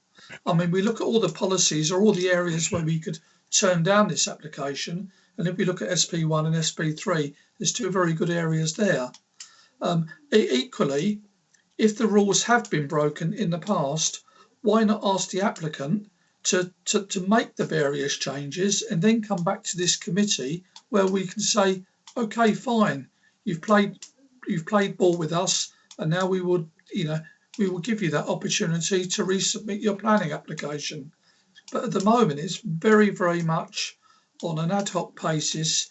One wins, one loses. I don't think that's fair to the G&T community, and I don't think that's fair to the community of Staplehurst. Thank you, Mr. Chairman. Well, I'll just point out that whatever category of application it is, one does have to judge each individual application. I'm going to take the two speakers left. Councillor Atkinson. Yeah, thank you, Chair. You can hear me this time, can you, hopefully? We could hear you last time, apart from right. one word which disappeared into the vacuum. Okay, thanks. Yeah, this is just a query about the very last line on page 24. It's talking about the relocation of the previously approved amenity stable block. Well, that's not totally logical if you're asking for the relocation of something that's been previously approved. I wonder if the wording should be amended slightly to say that it should be moved to conform to the approval given by 19/501650. I mean, it might sound a bit pedantic, but it doesn't actually make any sense to ask for relocation of something that's been previously approved. Thank you. Yeah, I'll come back to that point in a minute. Councillor Mumford. I'll be very quick. I've got the same frustrations as most of the members. I think I read something about planting. This should be in line with the landscape assessment, which speaks about oaks, etc. in hedgerows. This site can only be serviced by car, so therefore, in line with the settled community, I'll be looking for EV charging points. And also, we should be applying the same principles as a settled community, and I'd like to see something on bird, owl boxes, bat boxes should be included within the site landscaping plan. That's all I've got to say. Do the movers of and seconder of the motion have any problem with any of that? Yeah, I mean, I certainly have no problem with, obviously, with putting in the nest boxes and so on. I just on the EV point, in policy terms, I can't think what the MPPF now says. If we can do it, and get away with it, yeah, we should. So I'll just defer to the officers on that one. Okay, Mr. Bailey, please. In terms of, I mean, given the fact that you're kind of looking at a small part of the site, let's say that's already got permission for two statics, 2 tourers, you certainly couldn't require it on those units. You've got 2 additional statics, so there's no reason why I presume you couldn't apply the principles to the 2 additional statics, but it'd be unreasonable to put it on for the whole site. So that's for the EV charging one. With regard to the Burlout back boxes, I don't see any principal objection. I mean, obviously, you know, you could put that within the site development scheme, again on condition 4, which could require those details to come forward within the landscaping scheme. Again, as I said, you know, whilst we've got a red line around the whole site, a large proportion of the site already has permission, but you are intensifying it, so I see no in principle objection to that. Okay, that's 2 yeses. So Councillor Harwood and Kim Ennis, bear that in mind. Councillor, I've got 2 more speakers indicating, and that's going to be it. Councillor Perry. Sorry, Mr. Chairman, you didn't ask if I wanted to speak. I wasn't counting you amongst those 2. I was assuming you wanted to summate at the end, but no. I was just a little bit concerned that Councillor Atkinson hasn't got his B brick in there. So could we have the solitary B brick? I know that it's not made out of bricks, but there's no reason why the B bricks can't be put there. And also a bug hotel. I have no objection to that. I'm sure Councillor I totally agree. Thank you. Okay, Councillor Perry. Yeah, come back briefly. I'm enjoying hearing all these lovely conditions you're all putting in. I'd like to know how you're going to enforce them, because given current experience, they never get enforced, particularly on G&T sites, but that's another issue. I just wanted to say, if you look at that map on Appendix 1, you'll see Perfect Place. It's a lovely name. It was named after Ted Perfect, who's quite a character and well known in the village, Staplehurst. But he was a disguised property developer, basically, and what he's done is subdivided. He occupied that site all on his own, and now he's subdivided it, and as Councillor Harwood said, we've got an urbanisation of the whole area, you know, and that's what's happened, and we've allowed it to happen, you know, through the planning system. I'm not blaming anybody, but that's the way it's happened, and I don't see how we can ever control it. Thank you. It's not easy, is it, Councillor Perry? Councillor Young, you get the last word. Thank you, Chairman. Just a quick question about these storage tanks that are actually in the buffer zone where they shouldn't be. Do we need to know where they're going to put them? It's a question to Mr. Bailey, please. Well, Mr. Bailey. Well, that's the requirement of condition 4. They need to supply us details as to where they're going to put them, because I don't know where they're going to put them yet, but they'll have to supply that detail, certainly not in the buffer area. Right, precisely, because it seems to me it's going to be a bit of a problem for them. Well, it will be their problem. It will be their problem to sort out, because they shouldn't be in the buffer area, and it's their issue to resolve. You can see the caravan to the north in this photograph here. This one to the northern boundary. This is its septic tank here. So I don't see any reasons why they couldn't have such irrelevant septic tanks in these areas. You know, you don't necessarily want them going over trafficked areas, but that's for them to come forward and resolve. I just feel that this is a condition that really has to be enforced, and as previous councillors have said, it seems to be very difficult to enforce these conditions. So I think this is something that is really important. Thank you. Yeah. Do you want to actually put in that there's a formal report back to committee at some point, James? If members feel that's, I mean, you've got the option if you want to see the site development scheme come forward to you, it could be, but you know, let's be honest, the applicant actually on this is his application and he shows that as being a buffer area.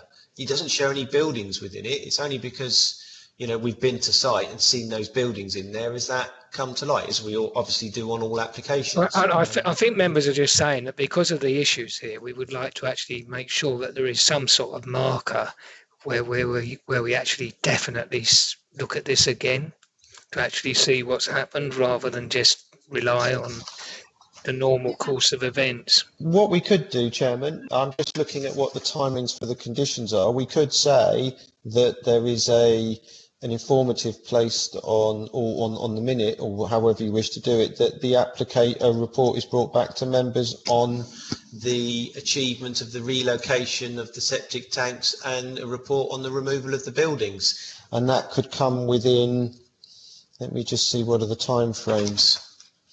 And that could come in no later than 6 months. I think to address Councillor Perry's legitimate concerns, we probably should include that. Yes, if we put that in the minute, that members want a report to come back to show compliance, then I think that's perfectly reasonable. I think we need to do so, unless Councillor Harwood and Commence have an objection. No, I'm fine with that. So that's not going on the decision notice, but it would go on the minutes as an expectation, a report to come back. Is that correct? Yeah. That's correct, Mr. Bailey. So on that basis, I will now like to move to the vote. Is everyone clear what's included and what isn't? Jim, did you take note of what I was saying about that condition at the bottom of page 24? Because I feel right now it's illogical and needs to be rephrased. Yes, I think we did, but just to check, Mr. Bailey, are you au fait with what Mr. Councillor Atkinson meant there? For the sake of brevity, yes. I mean, it has been approved, that amenity block. It just hasn't been approved in the location where it is now, because there is, you know, as I said, on the previous 19 permission, it did have that amenity block and it was shown in this location here. So there is an approval for it. It's just where it's currently positioned is not right. But I can relook at that. Yeah, I just think it's the tidying up the grammar and the sentence. Yeah. I'll put a note to that effect. Thank you. On that Chairman, basis... sorry, it's Debbie. Can I just clarify what Councillor Mumford was saying about the planting? The type of planting? Didn't he say something? Within the report, it talks about the landscape assessment, and the landscape assessment asks for hedgerows to include oak and other species to retain the sort of quality of the hedgerow. And I just said any landscaping should be take that into consideration, should be planted in line with the landscape assessment. Thank you. And presumably excludes sycamores. Sorry. Right. Okay. Any further comments? In that case, we move on to vote on the motion that's been proposed and seconded. Ms. Park? Thank you, Chairman. Councillor Atkinson? 4. Councillor English? 4. Councillor Eaves? 4. Councillor Harwood? 4. Councillor Kimmants? 4. Councillor Mumford? Abstain. Councillor Parfitt-Reid? Against. Councillor Perry? Against. Councillor Powell? Against. Councillor Spooner? Against. Councillor Vizard? I shall abstain. And Councillor Young? 4. Oh. Thank you, Chairman. And the figures for that are, Ms. Smith?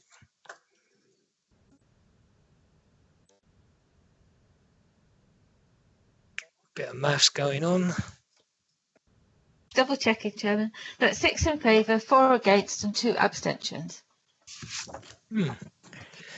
Hey, that is fairly narrowly approved. And we move on to agenda item 15 in Lordswood. And I call upon Miss Geary to present the report. And I ask members who are not speaking to try and either be quiet or to mute. There's a lot of paper shuffling going on. Miss Geary. Thank you, Chair. Good evening, members. Hope everybody hear me clearly. Right. Are there any urgent updates on this? There was, yes, published on Tuesday. Okay. Is anyone actually intending to speak on this or on this application? No, happy for it to go as a start item, really. I just needed to check with the officer whether there are any urgent updates and whether members had seen them. I'm going to take lack of response as saying that you have seen them. If you could just tell us what the urgent update is Miss Geary, and then... Yes. What came in was the response from Boxley Parish Council, which was still objecting to the application. But in my summary of that, I feel they're trying to revisit the appeal decision, which obviously we can't really deal with in a sub-application.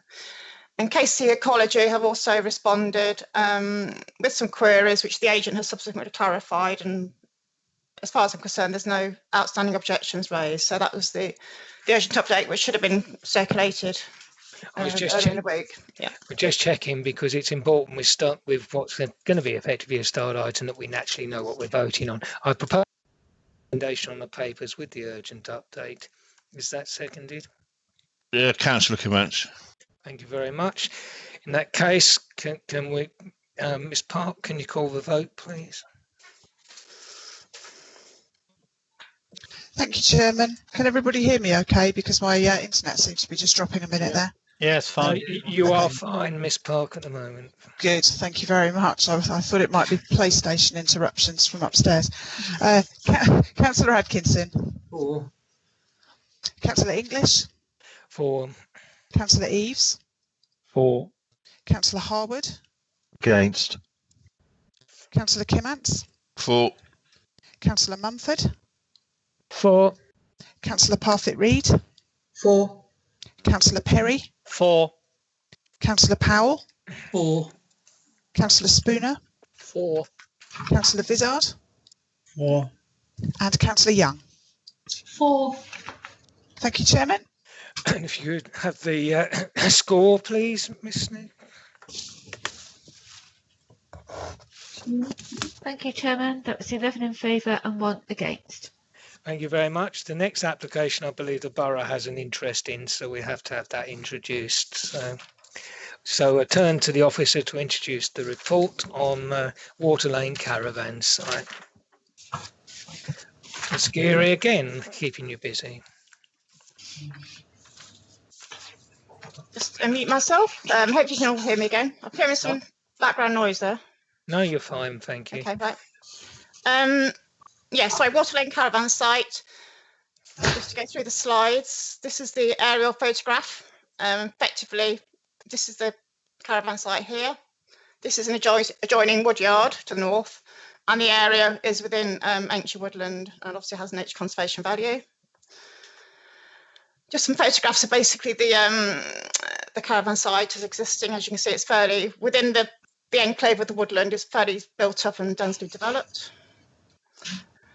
The proposal is effectively to replace existing amenity blocks. They're sort of in a semi-detached style, and each 2 pictures share a block. There's doors separately to each one. So there's just these blue locations here are buildings being replaced due to the poor quality of the existing provision. This will be the new appearance of the block. So this is a little photograph here which shows it's basically a brick face with a slate effect roof, and subdivided. Each has their own separate door, level access, and the option of a bath or a shower. Basically much improved facilities from what the residents currently have to use. And in addition, the lighting will also be replaced with LED style lighting that focuses downwards, and 5-metre high columns and a tone of yellow, sort of to respect the fact that it is in a sort of rural area surrounded by the woodland. So that's just a quick summary there of the changes there.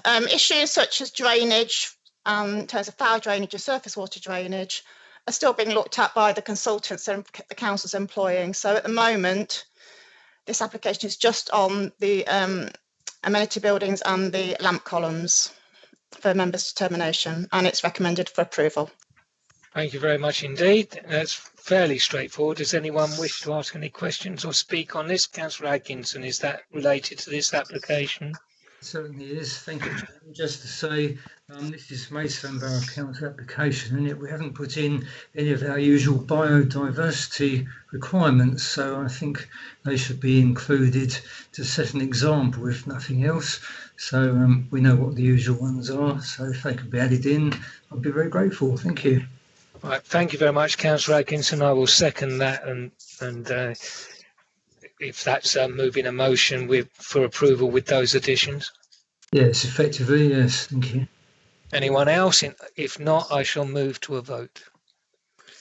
No one else is indicating. In that case, Ms. Park, please. Thank you, Chairman. Sorry, I was just chasing my mouse and putting my pen down. You're Councillor getting the Atkinson. British Olympic team yet?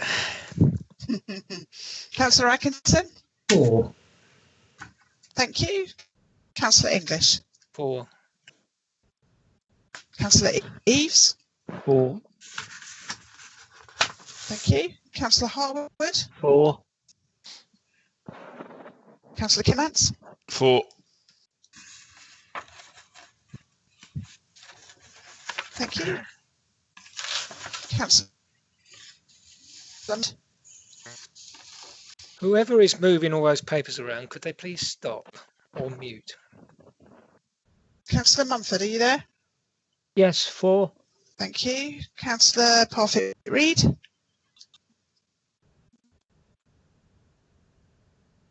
Councillor Parfitt-Reid. I have to come back on that I'll one. come back. Councillor Perry. 4. Thank you. Councillor Powell. 4. Councillor Spooner. 4. Councillor Vizard. 4. And Councillor Young.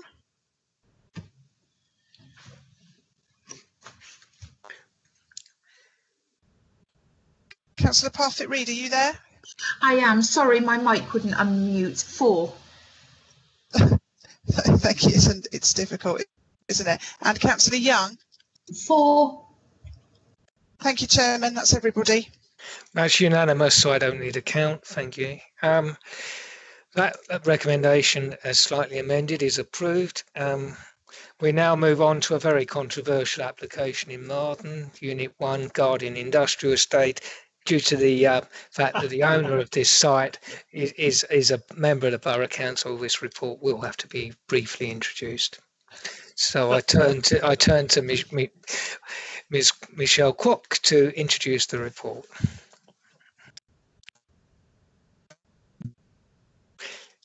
Are you with us, Michelle?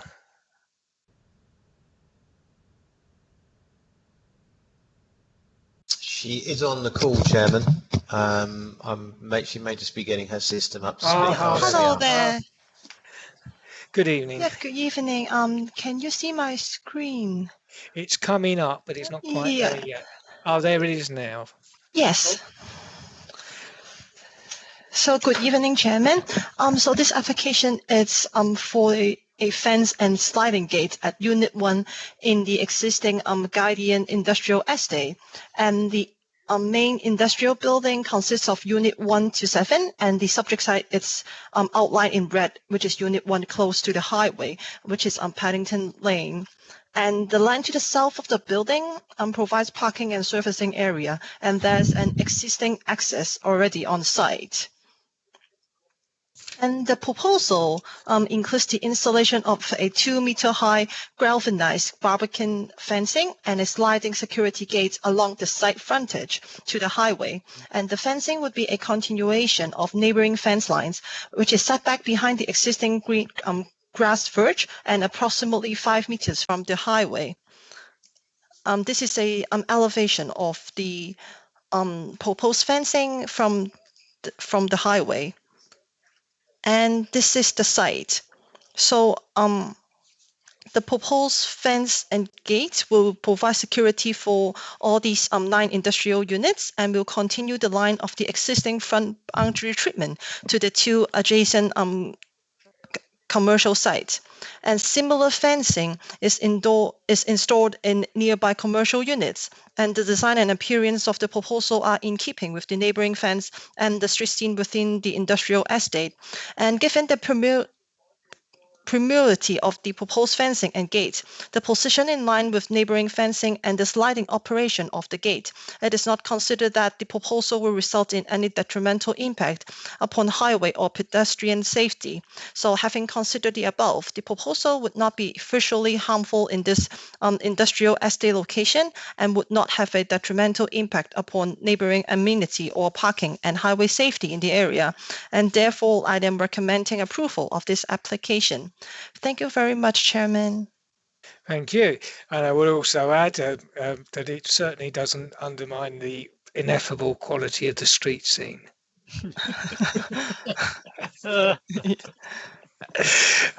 Right. This was introduced simply because, as I said, that the applicant is a successful member of the council and a local, but there are no particular issues with the application. Therefore, I will move the recommendation on the papers. I'll second that. Tony, you did you wish to speak, John? Yeah, I did. No, John. No, I was going to move to propose to approve, but you got in first, Chairman, so I'll second it. Okay, fine. Councillor Harwood. Councillor Harwood, you've indicated you wanted to speak. Yeah, thank you, Chairman. Yeah, what I'm wondering is why we're not proposing a landscaping condition, because this is a utilitarian security fence, and we do have a grass verge, and even if we cannot fit in a big hedgerow trees in this, we could at least fit some climbers or something in, and actually, soften the impact of what is as I say, a very utilitarian addition. It's not as if we're going to have to tear up concrete to do it. There's a grass verge there already in place. I don't imagine it'd be terribly onerous, but well, you've already moved, and I think it's been seconded. So could I kind of beg your indulgence to add a landscaping condition to get whatever is possible to get some softening of that palisade fence. Thank you. I've got no objection, Councillor Perry. Have you? I don't really have. I don't think I'll be able to look the councillor concerned in the face, but go with it. Okay, fine. Do the officers need any further explanation, or is that clear? Yes, that's clear. Thank you very much indeed. Then I'll move to the vote on the amended motion. Miss Park, please. Thank you, Chairman. Councillor Atkinson. 4. Councillor English. 4. Councillor Eaves. 4. Councillor Harwood. 4. Councillor Kimmants. 4. Councillor Munford. 4. Councillor Parfitt-Reid. 4. Thank you. Councillor Perry. 4. Councillor Powell. 4. Councillor Spooner. 4. Councillor Vizard. 4. And Councillor Young. 4. Thank you. Thank you very much. We move on to the last application. Well, it's a tree preservation order works a Sorry, notice. Chairman, that vote was unanimous, just for the record. Thank you. Yeah, sorry, I didn't ask because it was unanimous, Ms. Snook, but thank you for pointing it out. And just in case the audience, massed audience, didn't notice. We move on to Leamington Drive, and I call upon Mr. Gallivan to introduce a report, which has to be done as the agent is working on behalf of the council. Thank you, Chair. Can you hear me okay? Oh, we certainly can, and thank you for waiting so patiently while we dealt with all the unimportant matters. Okay, so this is item 17 on page 112 of the papers. It's addressed as 1 Leamington Drive, but it is actually this tree in the grass verge on the side of Leamington Drive itself. It's an application for works to the Norway maple in the centre of the picture there. It's a tree subject to a tree preservation order growing on Maidstone Borough Council owned land, and it's before members because the applicant is the Maidstone Borough Council Parks team. It's a mature Norway maple, about 10 metres in height, doesn't have any significant defects and appears to be in good health and condition. It's undergone a recent crown reduction following consent that was granted after application 18505 treble 1 TPO, which was submitted by the neighbour at number 9 Westminster Square, which is the house just on the left of that photo. This application proposes to cut back the branches overhanging the rear garden of number 1 Leamington Drive, which, if I can advance my slide, this is looking back towards 9 Westminster Square in the background and down the side of the rear garden of 9 Leamington Drive. And the next slide is just a closer shot, which is taken sort of down the line of the boundary fence. So the proposal is to cut back the branches overhanging by doing a crown lift to a height of 4 metres on the garden side only, and to prune any remaining overhanging growth back to a reasonable shape. The works proposed are considered minor, will not result in any unacceptably large pruning wounds, but for the avoidance of doubt on the interpretation of the proposal, in particular the 4 metre crown lift, a condition is recommended to ensure that it can't be interpreted to allow the removal of any main scaffold limbs or result in any main stem wounds. So with this condition, it's considered that the proposal is not likely to have a detrimental impact on the long-term health of the tree, nor its contribution to immunity, and it's recommended that the application is approved subject to the conditions set out on the papers. Thank you, Chairman. Thank you very much, Mr. Gallivan. Very comprehensive. Anyone wish to speak on this and raise any points? If not, I'll move the recommendation on the papers as updated. Yeah, Councillor Commands, that is in mine and Brian's ward, I do believe. Which is why I was asking whether anyone wishes to comment. I'm happy as long as it is to the papers. Yeah, that's fine. Thank you. Yeah, I think, Chairman, I, as you're aware, I'm a little bit exercised about probably the biggest tree in my ward getting cut down last week, and I wouldn't mind, but I don't think it was even one of ours. So it's a pity that one hadn't come to committee. So yeah, but this one I'm more relaxed with. Okay, fine. Is that motion to approve seconded? Because I will second that, Mr. Chairman, as it's in our ward anyway, but I'm quite content with it. Okay, in that case, Ms. Park, can we have the vote, please? Thank you, Chairman. Councillor Atkinson. 4. Councillor English. 4. Councillor Eaves. 4. Councillor Harwood. Against. Councillor Kinance. Abstain. Councillor Mumford. 4. Councillor Parfitt-Reed. 4. Councillor Perry. 4. Councillor Powell. 4. Councillor Spooner. 4. Councillor Vizard. 4. And Councillor Young. 4. Thank you, Chairman. Can we have the vote, please, Ms. Snook?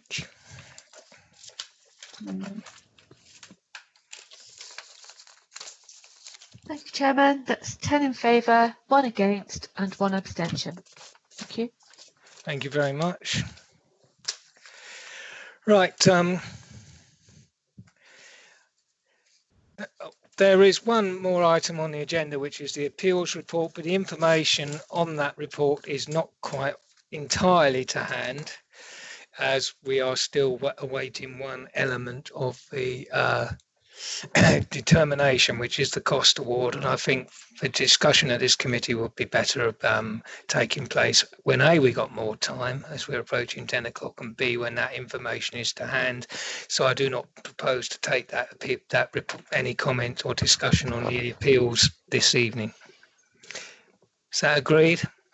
Agreed. Thank you very much, members, officers.